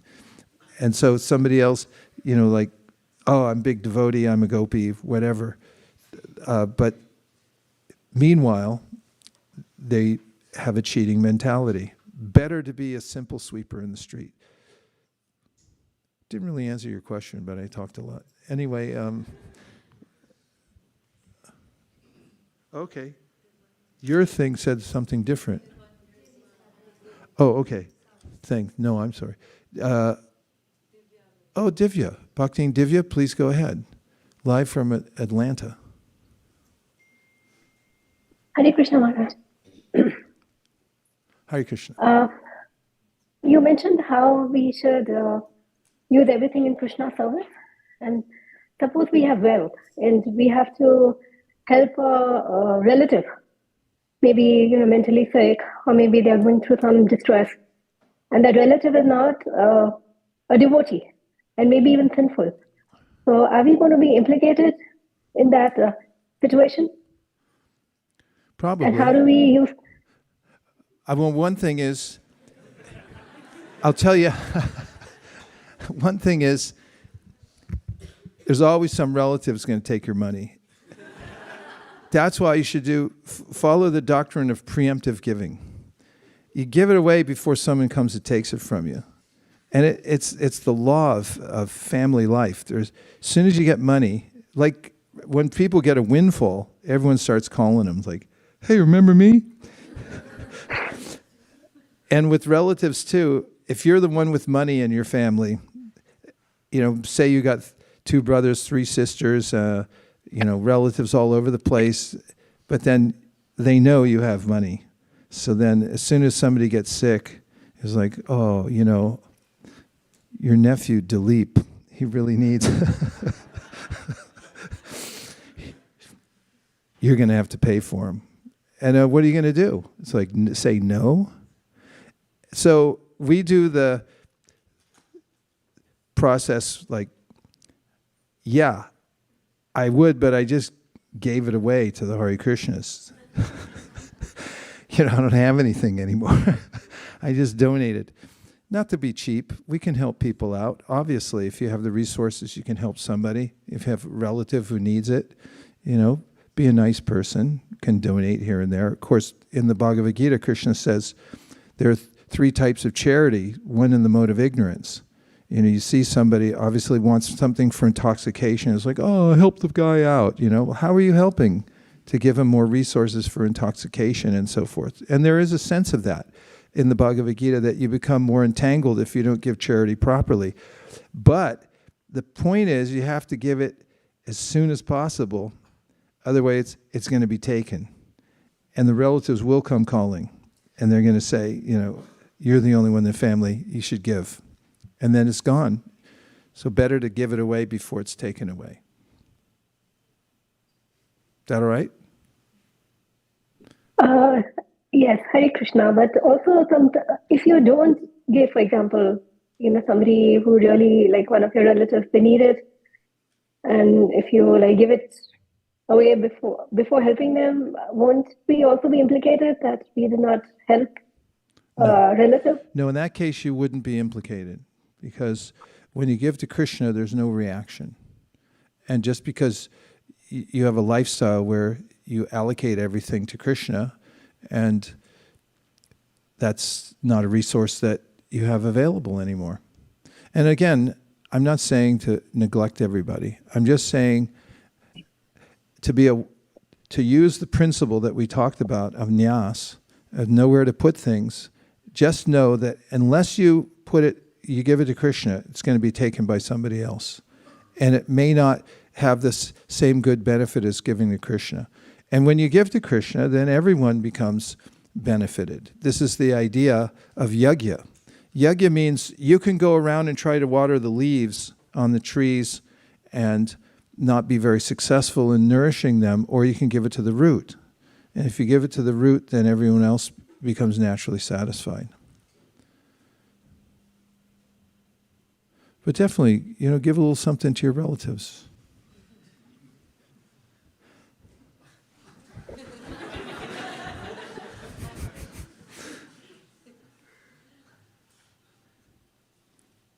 Yeah, when you're in a family, you have to help people out, but don't make it your main cause in life, because they'll just tell you all kinds of stuff. You'll go to a funeral, and then the head priest will say, "Okay, here's the deal: you can't chant Hare Krishna for the next 10 days." And you're like, "Oh, okay." No, not okay. And your duty is to just do this. And it's like, maybe, but maybe not. Because the highest duty is to save yourself, and it's to serve Krishna. So if you're properly aligned, that's why people align themselves so carefully. Like even financially, if you're not aligned properly, then somebody's going to come take your money, like the government. For instance, if you don't have a trust and a last will and testament that's ironclad, that means that you've gone through the legal process. Then when you die, all your assets are going to go, 30% are going to be spent, just wasted. They're going to go to the government. You have to go to probate court. And then they say, for this trouble that you're putting us through, we'll take 30% of your estate. 30%. I know a person, she was a friend of Mahaguna's, and Mahaguna's had done shiatsu massage for many, many years. And her friend also was very successful at that. And she never spent money on herself, including when she was ill with cancer and was in the process of passing away. And everyone told her, like, take care of yourself. Like, she couldn't let go of any of the money. She wanted to save it. Meanwhile, she was estranged from her family. She had a unharmonious relationship with her siblings. They weren't talking. And when she died, guess who all her money went to?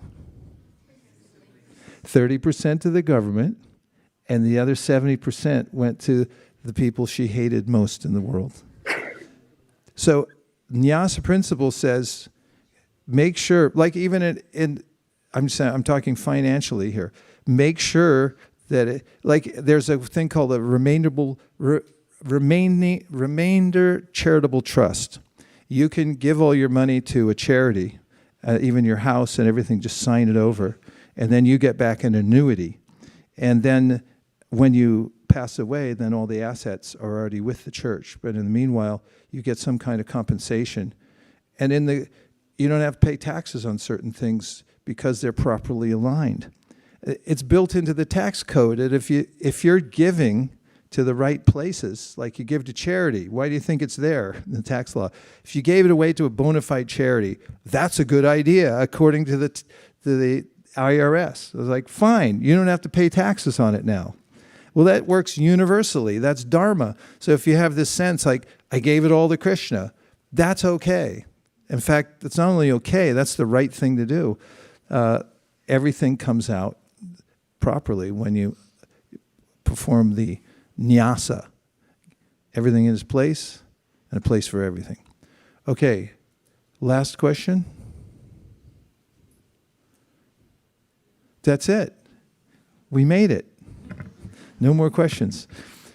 Dear Srila Prabhupada, dear Sri Chaitanya Mahaprabhu, Shri Shri Panchatattva, Shri Shri Gauranitai, Shri Shri Radha Madan Mohan, Shri Shri Lakshmi Nrsingadev, if you so desire, please let us live like a lotus and engage ourselves in yajna. Let us put everything in its proper place, perform the 9 processes of devotional service, remember everything belongs to you. See everything as paraphernalia to be used in Krishna's service, and to note that whatever happens to us is personal and benevolent. Thank you for considering our request. Om Tat Sat. Everyone agrees with this prayer in whole or in part. Please unmute and say Hare Krishna. Hare Krishna. Okay, I only saw 2 Hare people on Krishna. mute on the Zoom. Okay, there you go. Oh, Hare Krishna. Hare Krishna. Hare Krishna. Hare Krishna. Hare Krishna. Hare Krishna. And now I was the warm-up act. We have the special presentation from our youth coming up right now. So we'll take 2 minutes to rearrange the room, and then we'll have our speakers come up.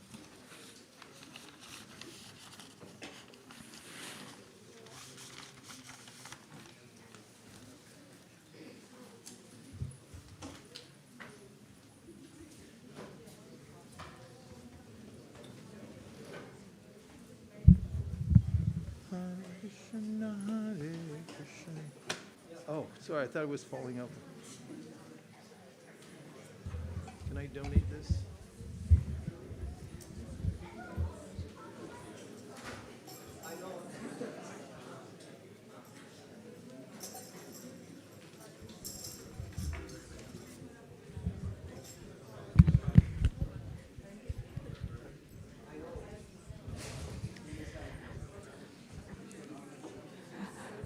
Hare Krishna.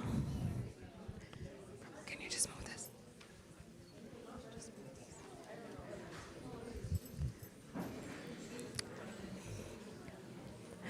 Thank you so much, Vaisesika Prabhu, and welcome back. We are all so excited, actually, so happy that this is the first class for this year, right? So I was listening all throughout the morning and on the way here. So also very excited to now move on to the presentation. Today's presentation is by Suraj. And many of us have probably been to Yatra and come during the break. So this is continuing in that mode, the mode of entering Vrindavan. That's the topic for today.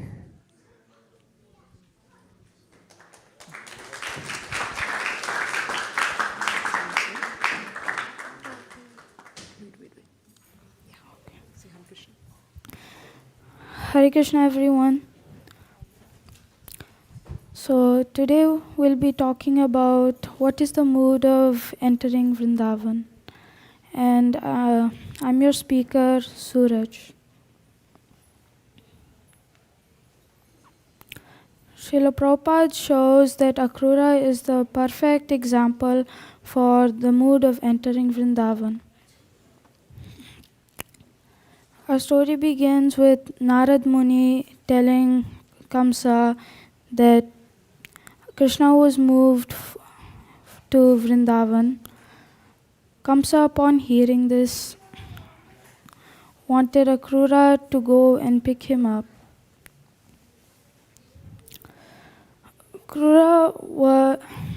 Akrura felt that Kamsa couldn't do anything to Krishna because Krishna is almighty and invincible.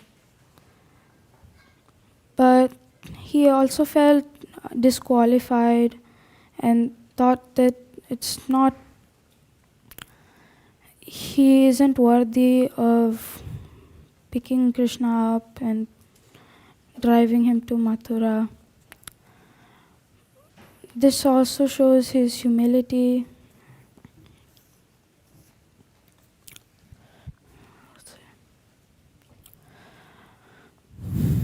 Narasimhadev also, in the Narasimhadev Leela, there is also this where Prahlad Maharaj is offered the opportunity to calm down Narasimhadev with his prayers. He felt that I'm not worthy, all the Devatas have tried. How come the Lord will calm down after my prayers? But he anyways tries within his ability to recite prayers for the Lord, and the Lord is calmed down.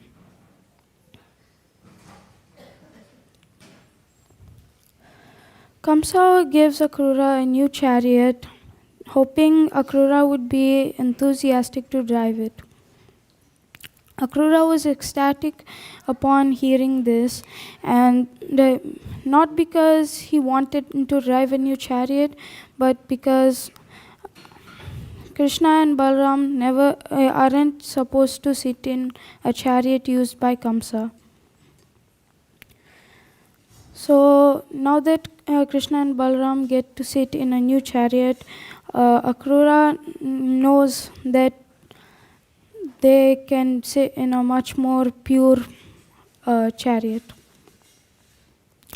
This shows the gratitude of Akrura by feeling grateful for the new chariot and also for thinking of serving Krishna at the same time. 3 facts about Vrindavan. Krishna never leaves Vrindavan. Krishna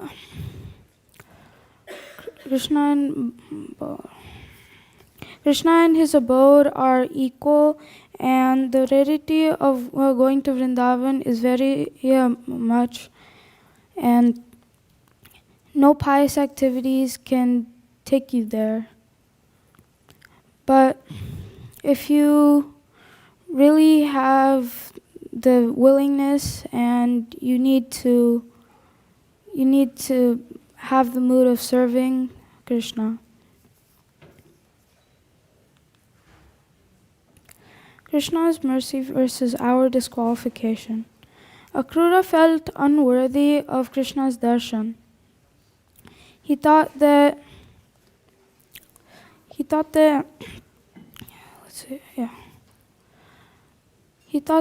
he shouldn't be allowed the opportunity to do this service. But Krishna's mercy can pick up anyone from this ocean of material distress and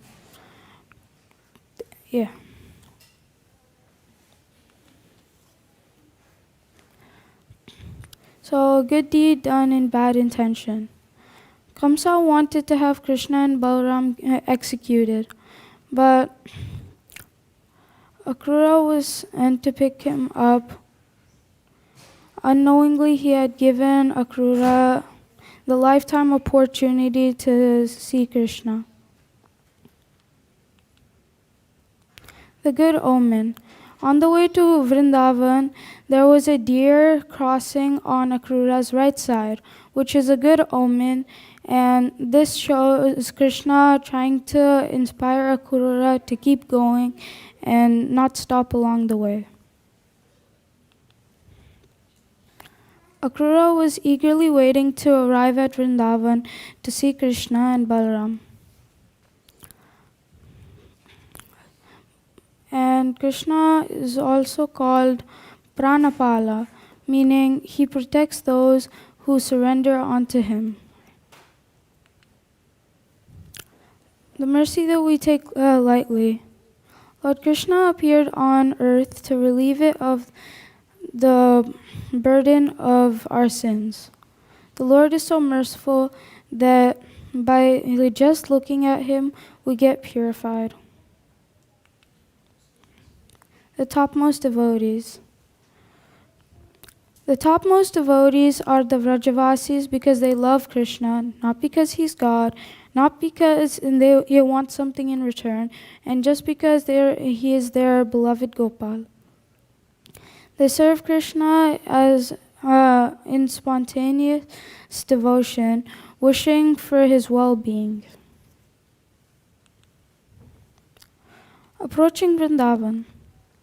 The Supreme Lord, with his perfect vision, witnessed by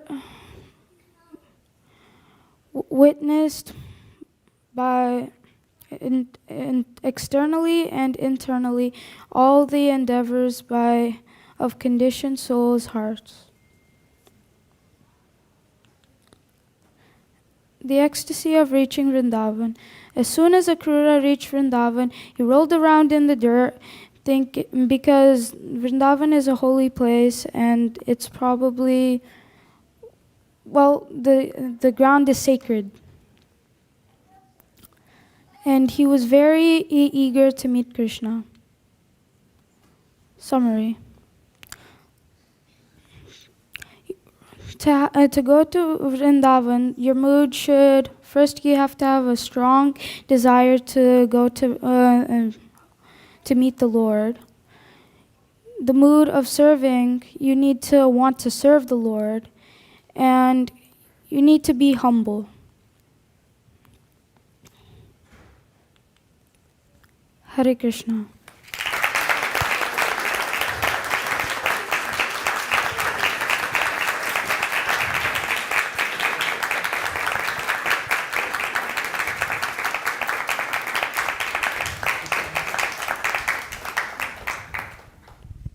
Does anybody have questions?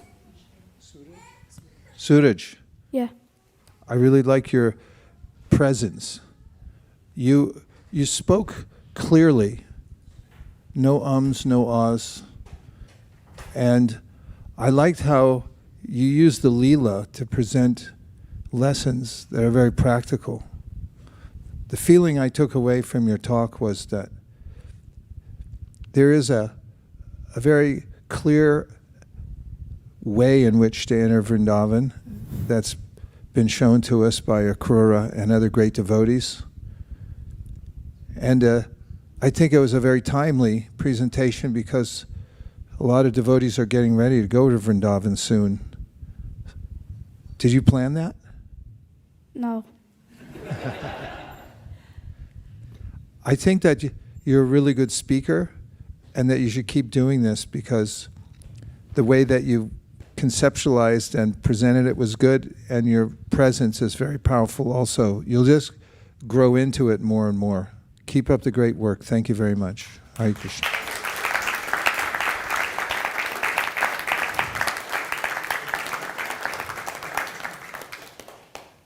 Thank you. Any comments or questions? Yeah, Hare Krishna. It was a really nice presentation. I personally really like this particular chapter in the Krishna book where Akrura is going towards Vrindavan, and it's very, even in the dramatic sense, there is all kind of, when I touch his feet, when his hand touches my head, and he's describing all of that, which is very wonderful, but I had never thought of all these things related to it which you explained, that his eagerness or depending more on Krishna's mercy rather than his own qualification. So it was really nice to hear that. Thank you. Hare Krishna.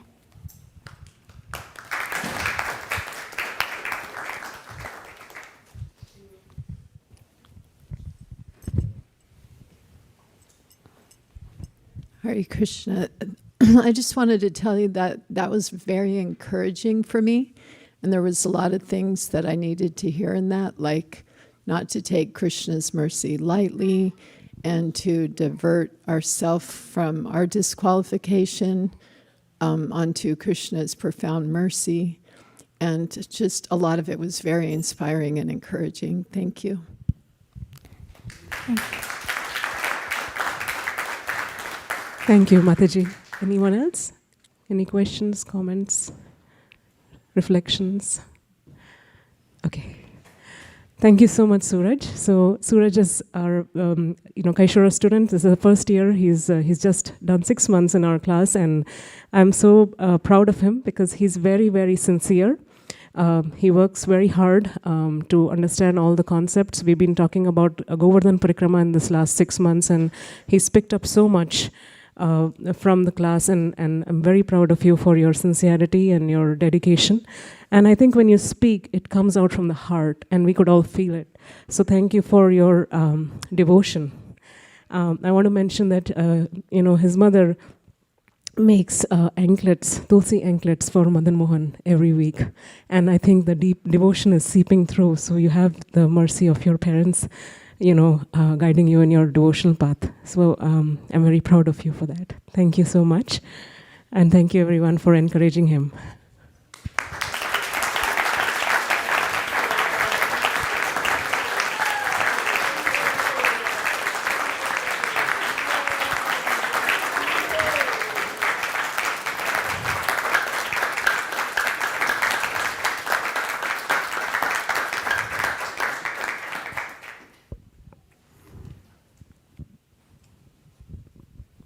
Horimashta. Let's have the Guru Puja. We'll put the asanas away and we can sing and dance to our heart's content. Okay. Hare Krishna.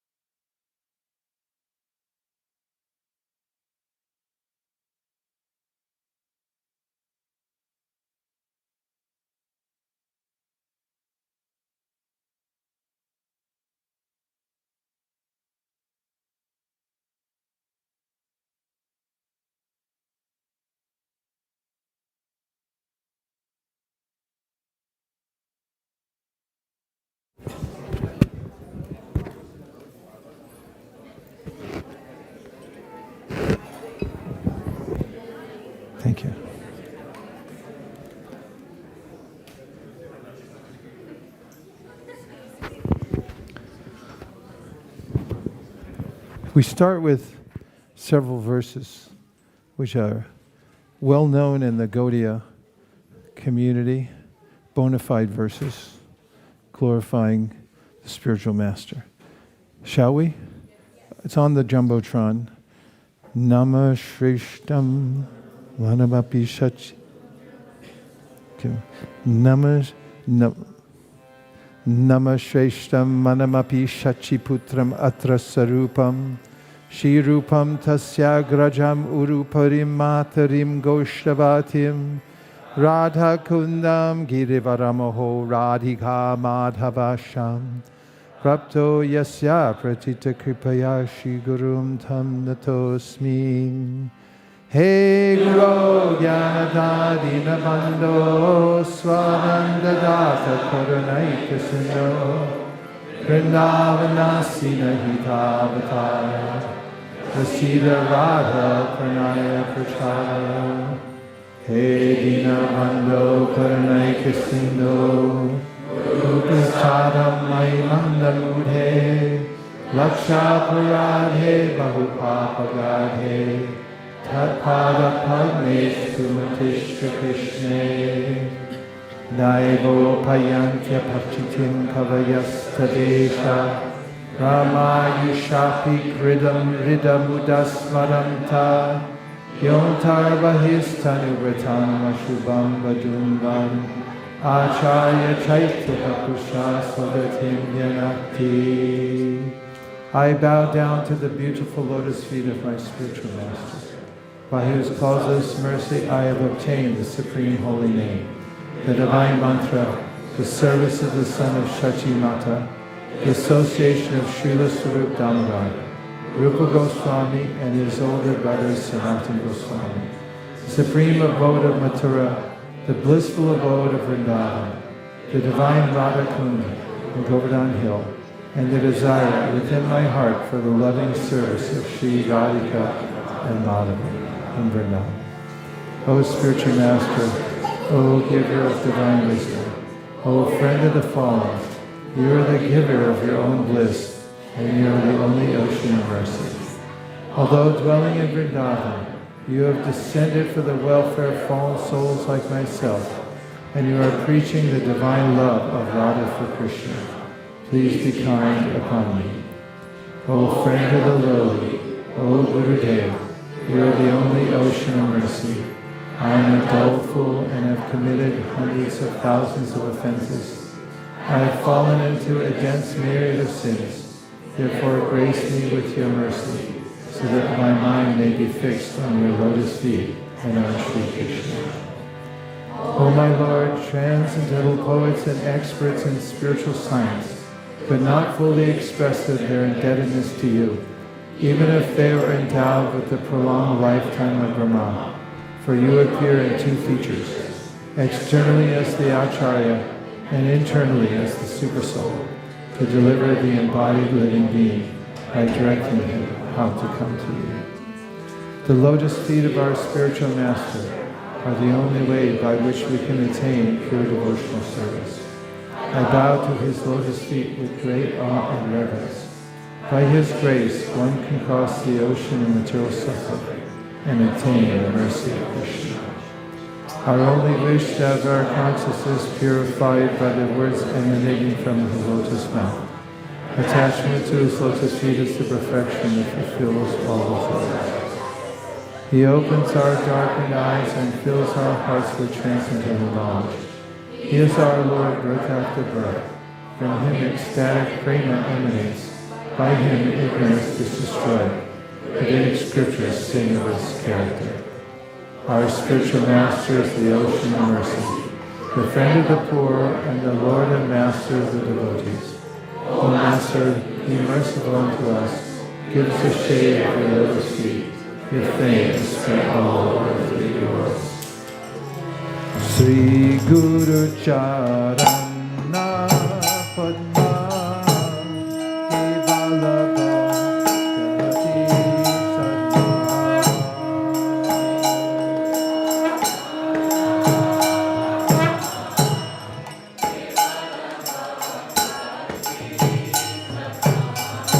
Bando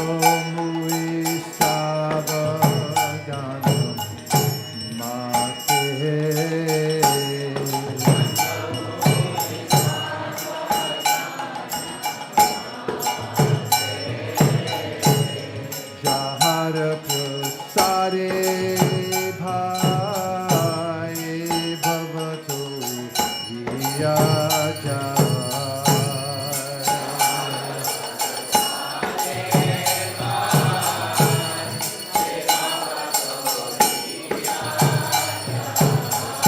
Krishna Prapti Hoy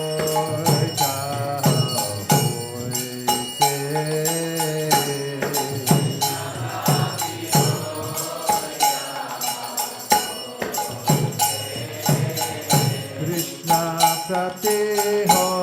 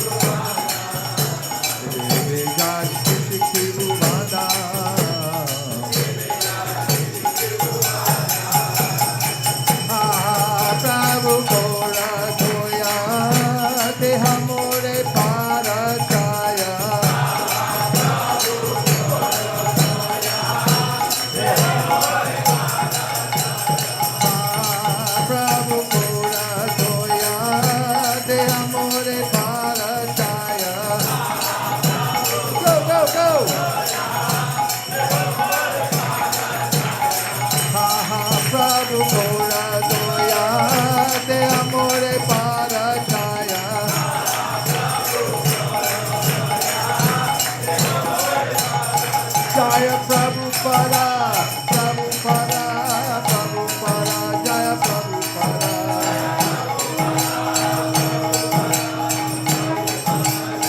Jaya Jaya Prabhupada, Prabhupada, Prabhupada, Jaya Jaya Prabhupada.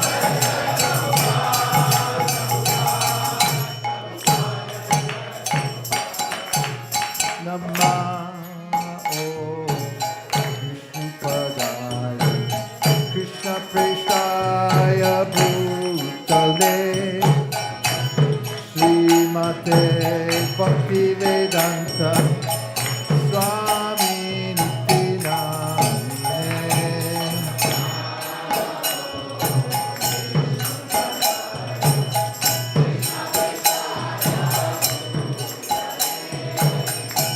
Srimate Bhakti Vedanta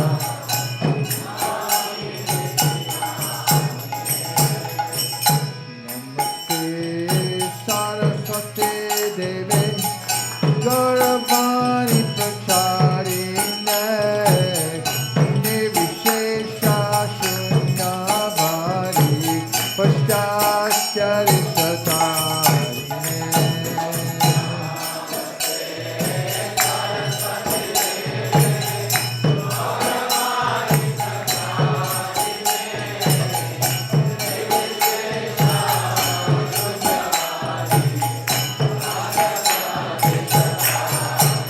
Jaya Shri Krishna Chaitanya Prabhu Nityananda Shri Advaita Gadadhar Shivasari Gaur Bhakta Vrinda Shri Krishna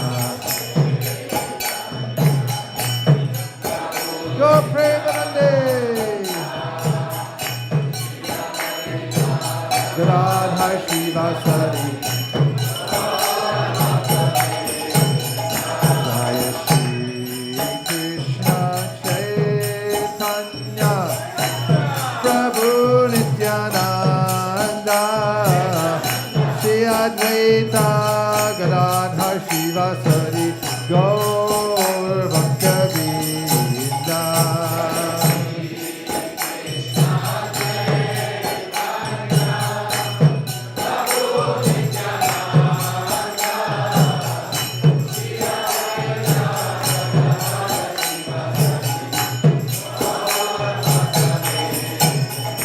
Jai Shri Krishna Chaitanya Prabhu Nityananda Shri Advaita Gadadhar Shivasari Gaur Bhakta Vrinda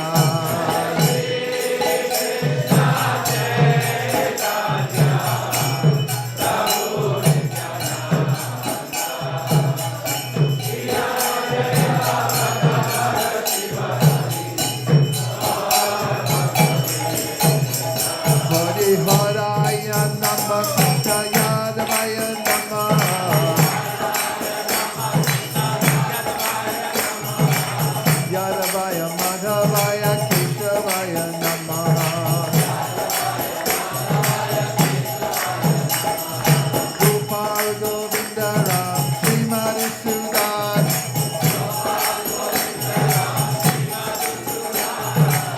Giridhari Gopinath Madan Mohan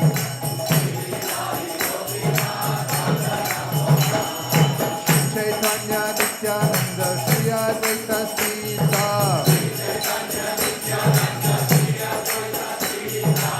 Hari Guru Vaishnava Bhagavad Gita Shri Rup Sanatan Bhakta Raghunath Shri Jiva Gopal Bhakta Dasa Raghunath Chai Gosai Gauri Charana Pandan Jauti Vinyanat Abhishta Puran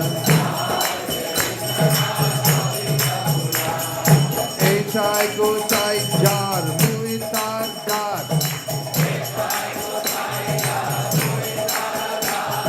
San savara pararenu mora panchagrat.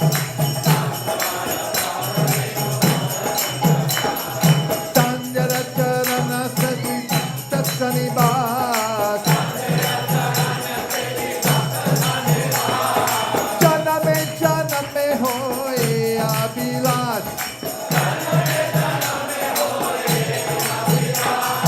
Echai gosai jabe braj muilabat. Radha Krishna Nitya Lila Koila Prakash. Shri Shri Radha Krishna Nitya Lila Koila Prakash. Shri Shri Bolo Anande Bolo Hari Bhaja Vrindavan. Bolo Anande Bolo Hari Bhaja Vrindavan. Bhaja Vrindavan, Bhaja Vrindavan. Bhaja Vrindavan, Bhaja Vrindavan. Bolo Anande Bolo Hari Bhaja Vrindavan. Shri Guru Vaishnava Padi Bhaja Niyaman. Shri Guru Vaishnava Pada Padma Kori Ash. Hari Nam Sankirtan Kohe Narottam Das.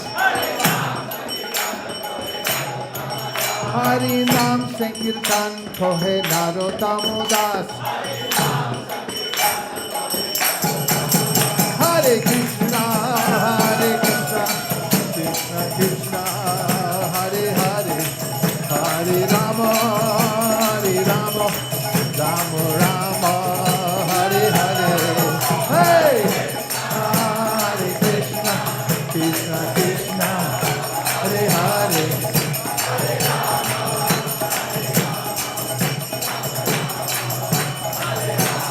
Hare Krishna, Hare Krishna, Krishna Krishna, Hare Hare, Hare Rama, Rama Rama, Hare Hare.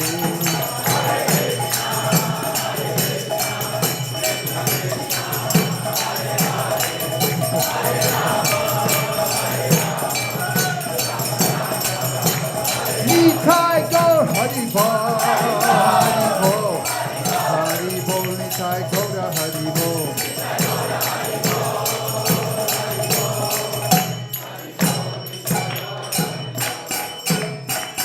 Nitai Gaur Premanande,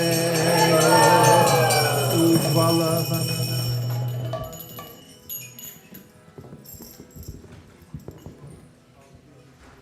Pujala Ragapata Gaurava Bange Matala Harijana Vishaya Range Pujala Ragapata Gaurava Bange Matala Harijana Vishaya Range Ragapata Gaurava Bange Attala Harijana Vishaya Range.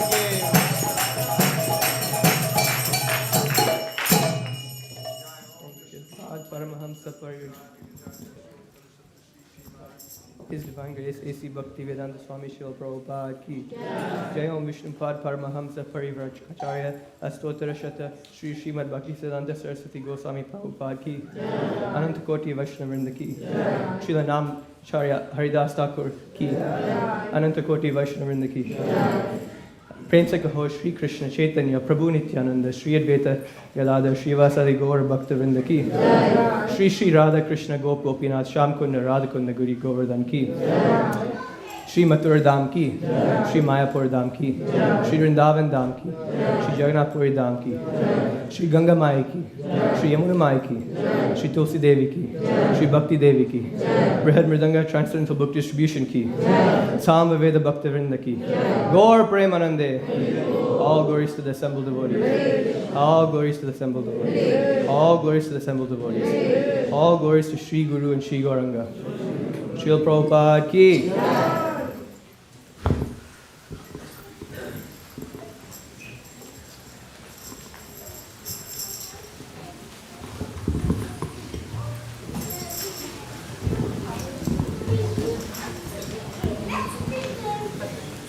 I'd like to very much appreciate the garland makers and those who are dressing the deities, because they're very, very beautiful. Both the garlands and the tasteful arrangements that the dressers have made today. Hare Krishna.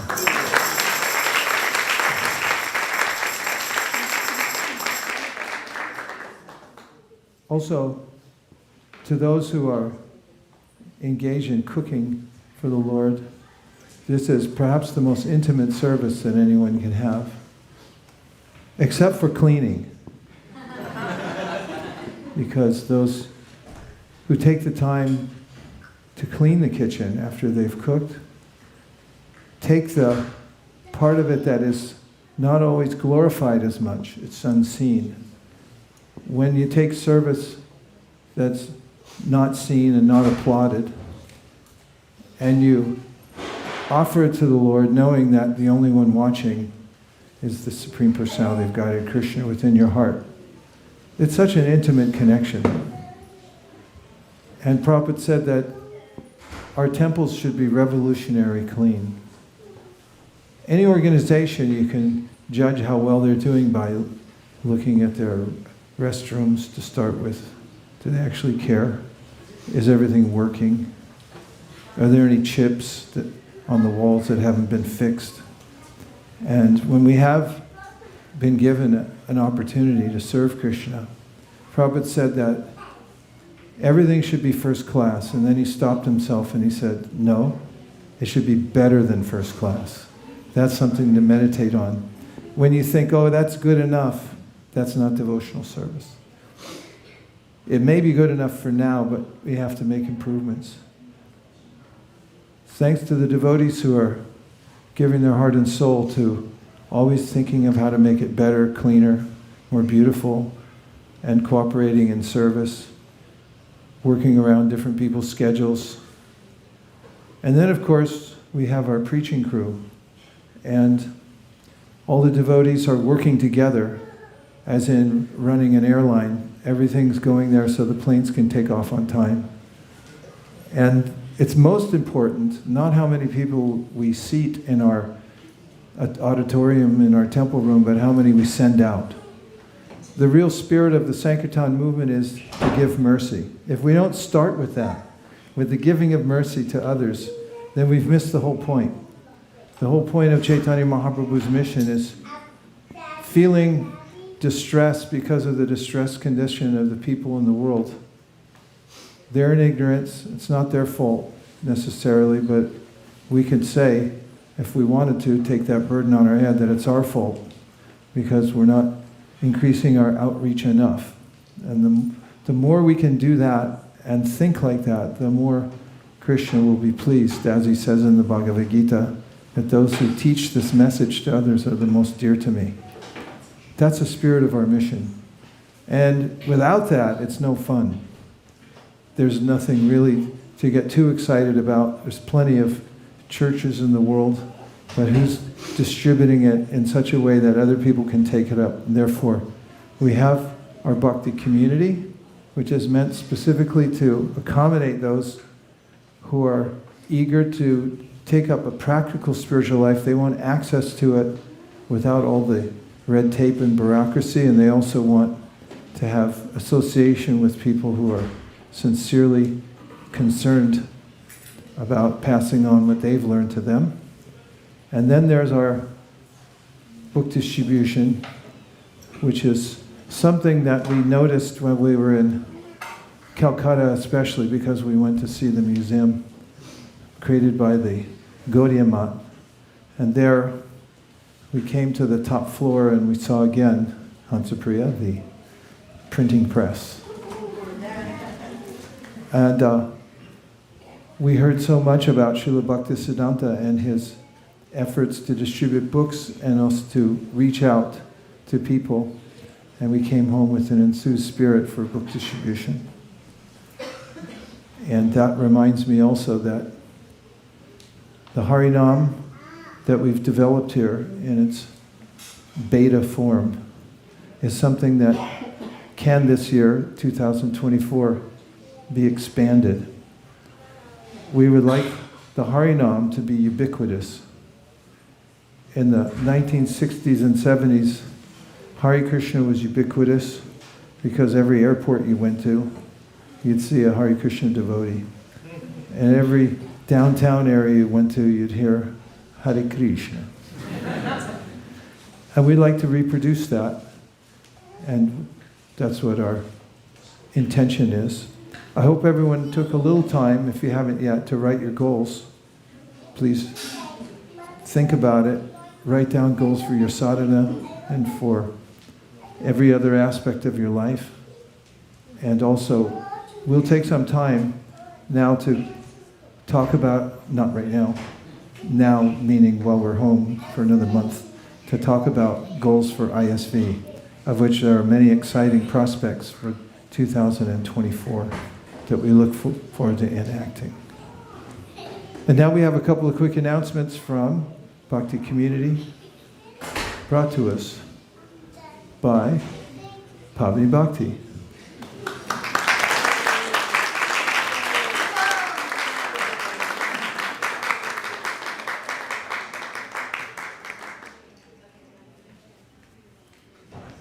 Don't worry, we'll bring it to you. Just stay there, we'll bring it.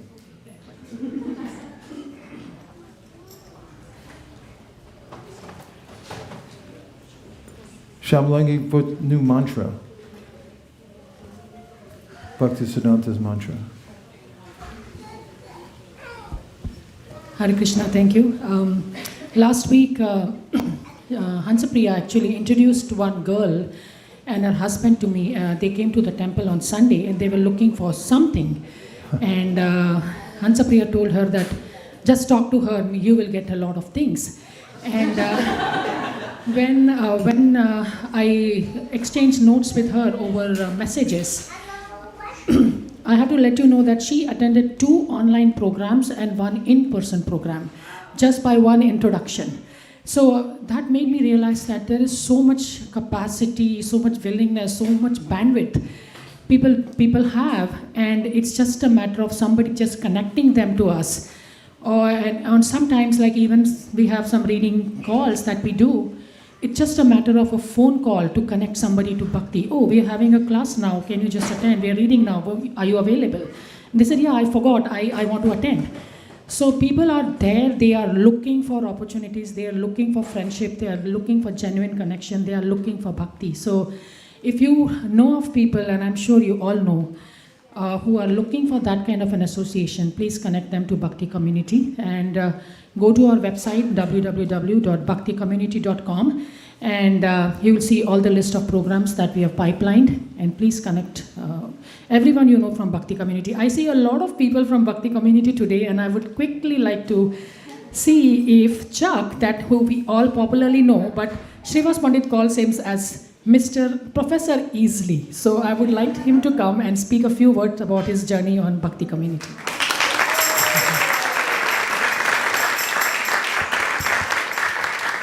Hare Krishna. So thank you so much, Pavani, for the opportunity to talk about Bhakti Community. It's really meant a lot to myself and to Lijie as well.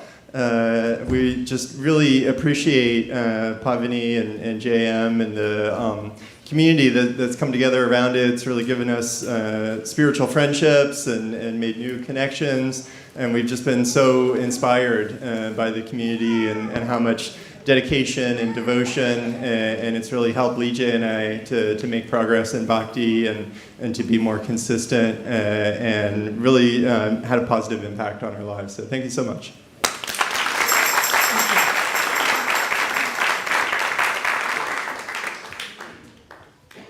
And then we have our co-Sankirtan leader, Malin Devi Dasi.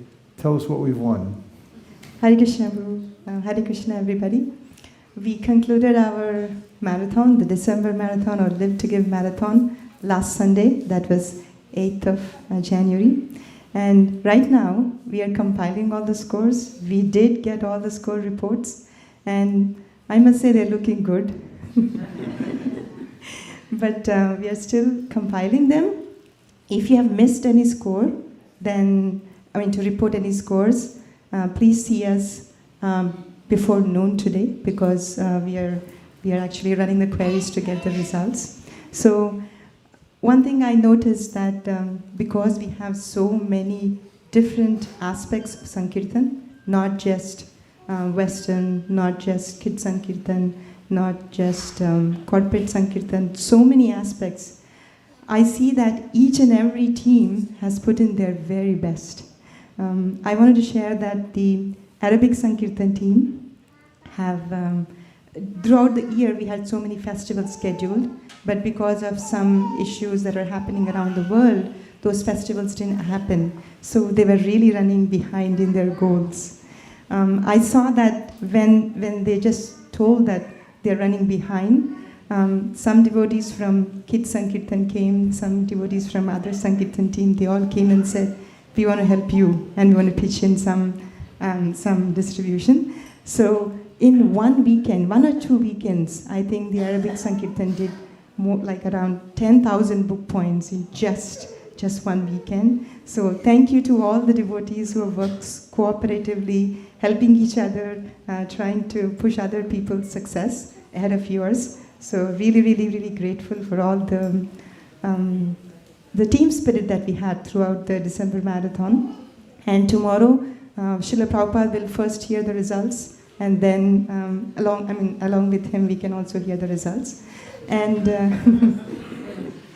and also wanted to mention that it happens that tomorrow we're also cooking as a celebration feast for all the hard work that everybody has put in. It's a Sunday feast because everybody at ISV is a Sankirtan devotee.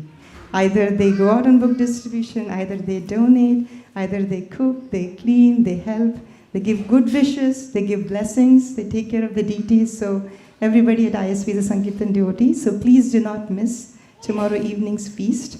I heard good things about that, so please do come. And also today we also start our marathon for the Chaitanya Charitamritas. So.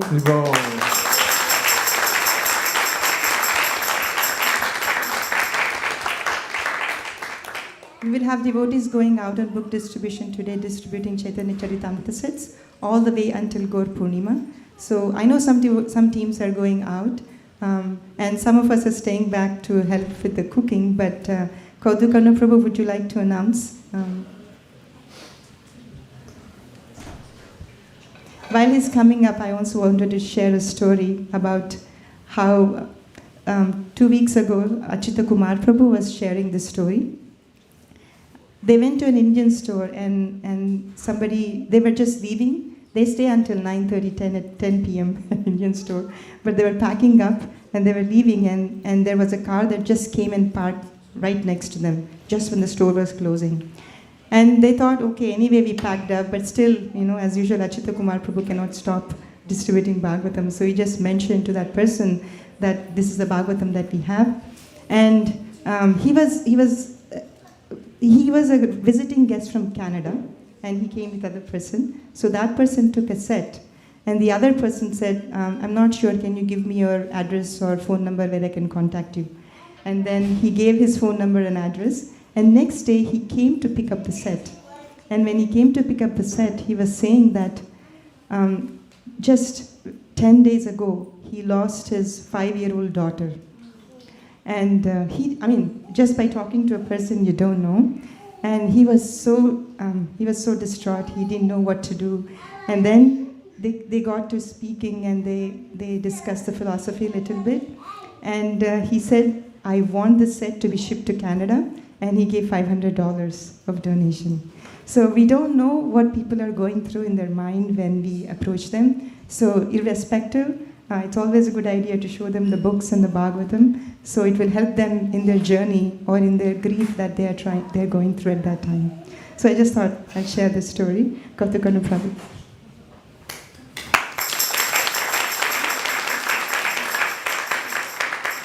Hare Krishna, we have two teams going out for Sankirtan. One is going to Walmart, Milpitas, and another one is going to Mountain View downtown. It is predicted to rain today, so we'll keep it close by. If you want to join, we can also go to an Indian store or Indian restaurants. Please let me know.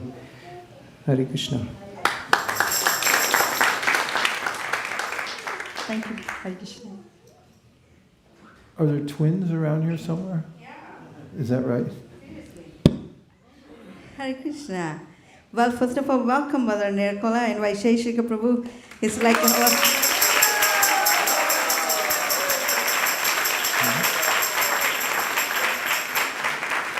now I see everyone's heart is beating. So thank you. So it's very important for what we are doing and how we are contributing. We are making a difference, and we enjoy what services we are doing each and every day, and how we are able to connect with everyone. So, however, more importantly, is more dear to us is that how we relate to each other. How our relationship with everyone, how everyone is dear to us, because some way or other, each and everyone has contributed that we are standing here. It would not be without the help of each of you or one or some other devotees have made connection. It has touched your heart. That's why you're here. So that's why you see these two cakes here. So yesterday was Malini's birthday, and tomorrow is Pavini's 50th birthday. So, what to speak of them, they have touched each and everyone's heart, and they have been there for you, and that is more important than anything in the world, that someone is truly there for you. So I wanted to request both of them, please come forward, and meanwhile I will ask Vaisesika Prabhu and Mother Nirkola to bless them. What could be the better gift than that we are back for their birthday. So please, Vaisesika Prabhu. I liked what you just said about how they're there for us always. There are only two ways, according to Madhvacharya, that one can judge somebody's devotional service, because who can know what the internal workings of anyone are? And therefore, he says in the commentary on the verse, Evam Vratasva Priyanama that the first symptom of someone who's advanced in devotional service is that they're steady. So that's something you can't fake. You either show up or you don't. And the second one is Mukhi Prasad, which means that what they speak is for the benefit of others. And both you, Malini, and Pavini Bhakti are always there for us, for everyone. You're always speaking to increase service and encourage everybody else to do service. And you're really leaders of ISKCON in ways that are having an impact all over the world, both of you and the departments that you're doing together in working, in raising a family, and doing your service. This is exactly what Chaitanya Mahaprabhu had in mind. To see that everyone, Grihe Tako Bani Tako Sarahari Boli Tako, in the spirit of Bhaktivinoda Thakur, whose house we just visited, was that he worked, he had a family slightly bigger than yours. He was the top in his class and all educational institutions, and then he was top in his profession. Yet he was the most consequential of acharyas that we can think of. In fact, it is said now amongst modern Vaishnavas that we're in the Bhaktivinoda Parivar, we're in his family, under his shelter. So you're certainly representatives of the Guru Parampara, the way that you're doing service. It's your own impetus, the way you're organizing your life to make sure that you're on the front line of preaching. We prayed today that Srila Prabhupada, all the great acharyas, including the great Bhaktivinoda Thakur, Srila Bhaktisiddhanta et al., Shri Panchatattva, Shri Radha Madan Mohan, Shri Lakshmi Nrsingadev, protect you from all sides and give you constant engagement in their service. We thank you very much for considering our request. Om Tat Sat. Everyone agrees with this prayer in whole or in part. Please say Hare Krishna. Hare Krishna. And Nirkula wants to say something. Happy birthday. Happy birthday.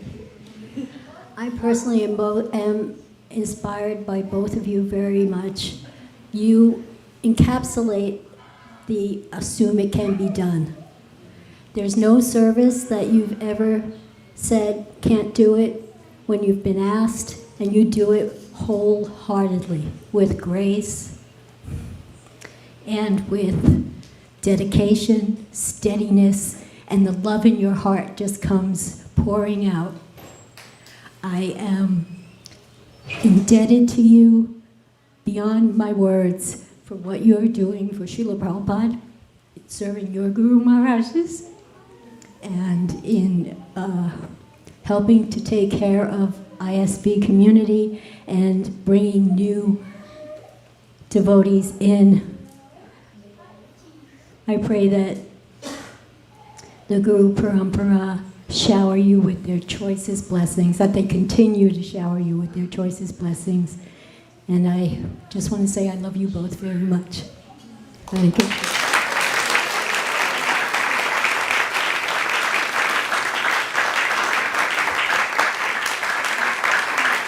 May I request?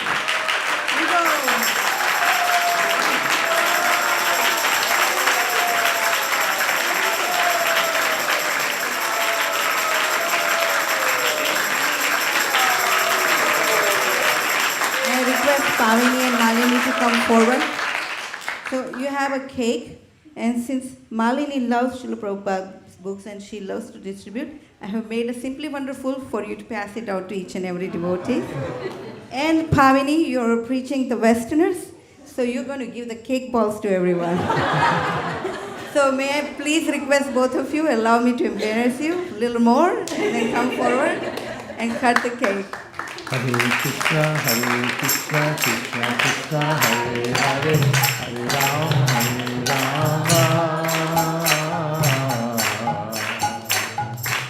Rama, Hare Hare, Hare Krishna, Hare Krishna,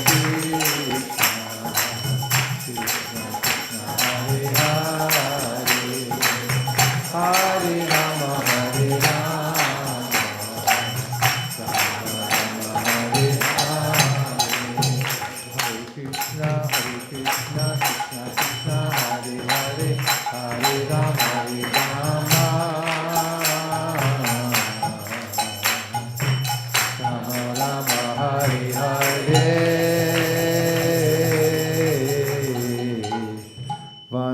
Kalpatarubhyascha kripa sindhubhya cha patitam bhavanebhyo Vaishnavebhyo namo namaha. Gope Madande Nikai Gaura Haribo.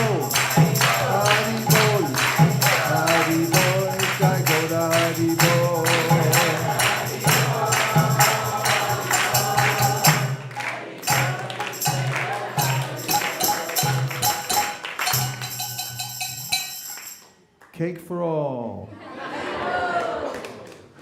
For breakfast.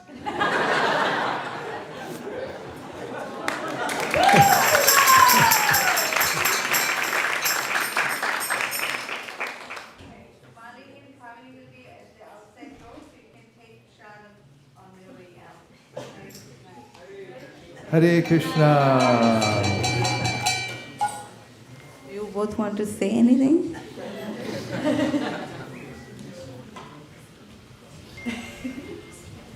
I thought it's going to be only for Malini today. I didn't expect Hansapriya would do that.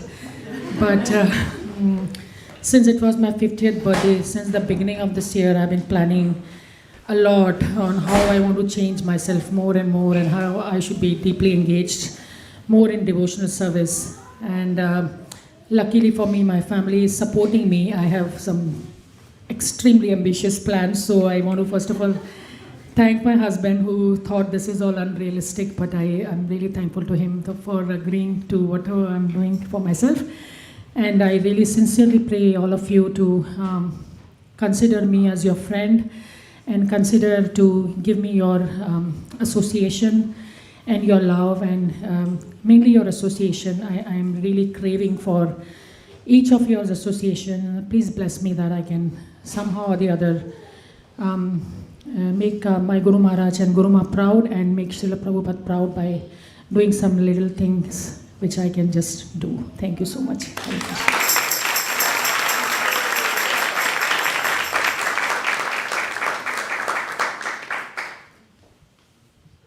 Hare Krishna. I was just remembering that 24 years ago I came to ISV, and I know it's a long time, I'm really old. But all through these years, all I received from all of the devotees here is so much of love and affection. And I never felt Krishna consciousness was a difficult thing because it made it so easy in the presence of everyone. And many times I feel that though I'm getting so much of love and affection, I don't have the capacity to reciprocate properly. Because I know Krishna is unlimited. When you give him even a little bit, he just reciprocates so much. But even though I get so much, I'm not able to give back everything I receive. That's my own limitation. So, but I do want to let you know that in my heart, I always think about all the things that I received, though I may not be able to express. So I just wanted to thank every one of you for giving me that love and affection all through the years. And I'm praying that Srila Prabhupada, His Grace Vaisesika Prabhu and Nirakula Mataji, and my Guru Maharaj will use me in their service. Thank you.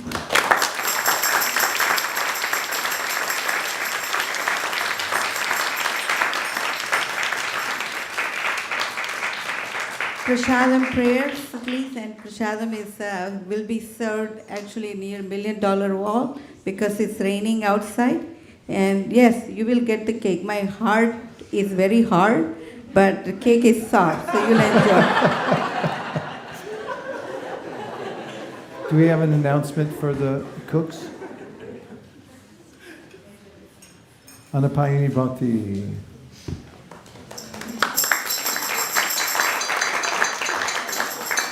Hare Krishna, today's prasadam was cooked by Hansapriya Mataji, Vindhyavali Mataji, Chitra Mataji, Bimala Mataji, Preeti Mataji, and Shama Bhakta Prabhu.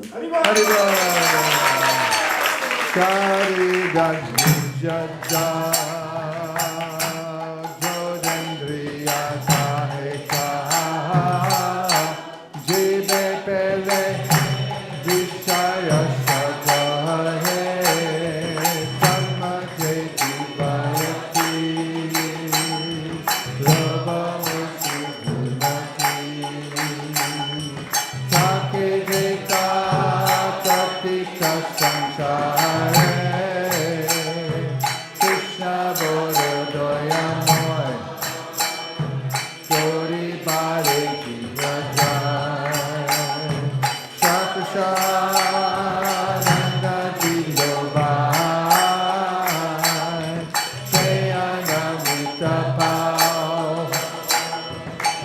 Radha Krishna Guna Gao. Preme Jato Sri Chaitanya Lita. Preme Jato Sri Chaitanya Lita. Mahaprasade Govinde Nama Brahmani Vaisesika Papa Punya Patamrata Krishna Sodan Jaike Prasade Sato Krishna Manirasho Jayate Dasana Cheta Yashu Bhaya Vita Sayapa Buddha Sankanta Vasavanta Shaishishaha Uttita Bodhino Dasa Savamayam Jayimai Bhagavad Shri Mahaprasada Ki Gaura Premanande Nitai Gaura Haribo Haribo Haribo Nitai Gaura Haribo.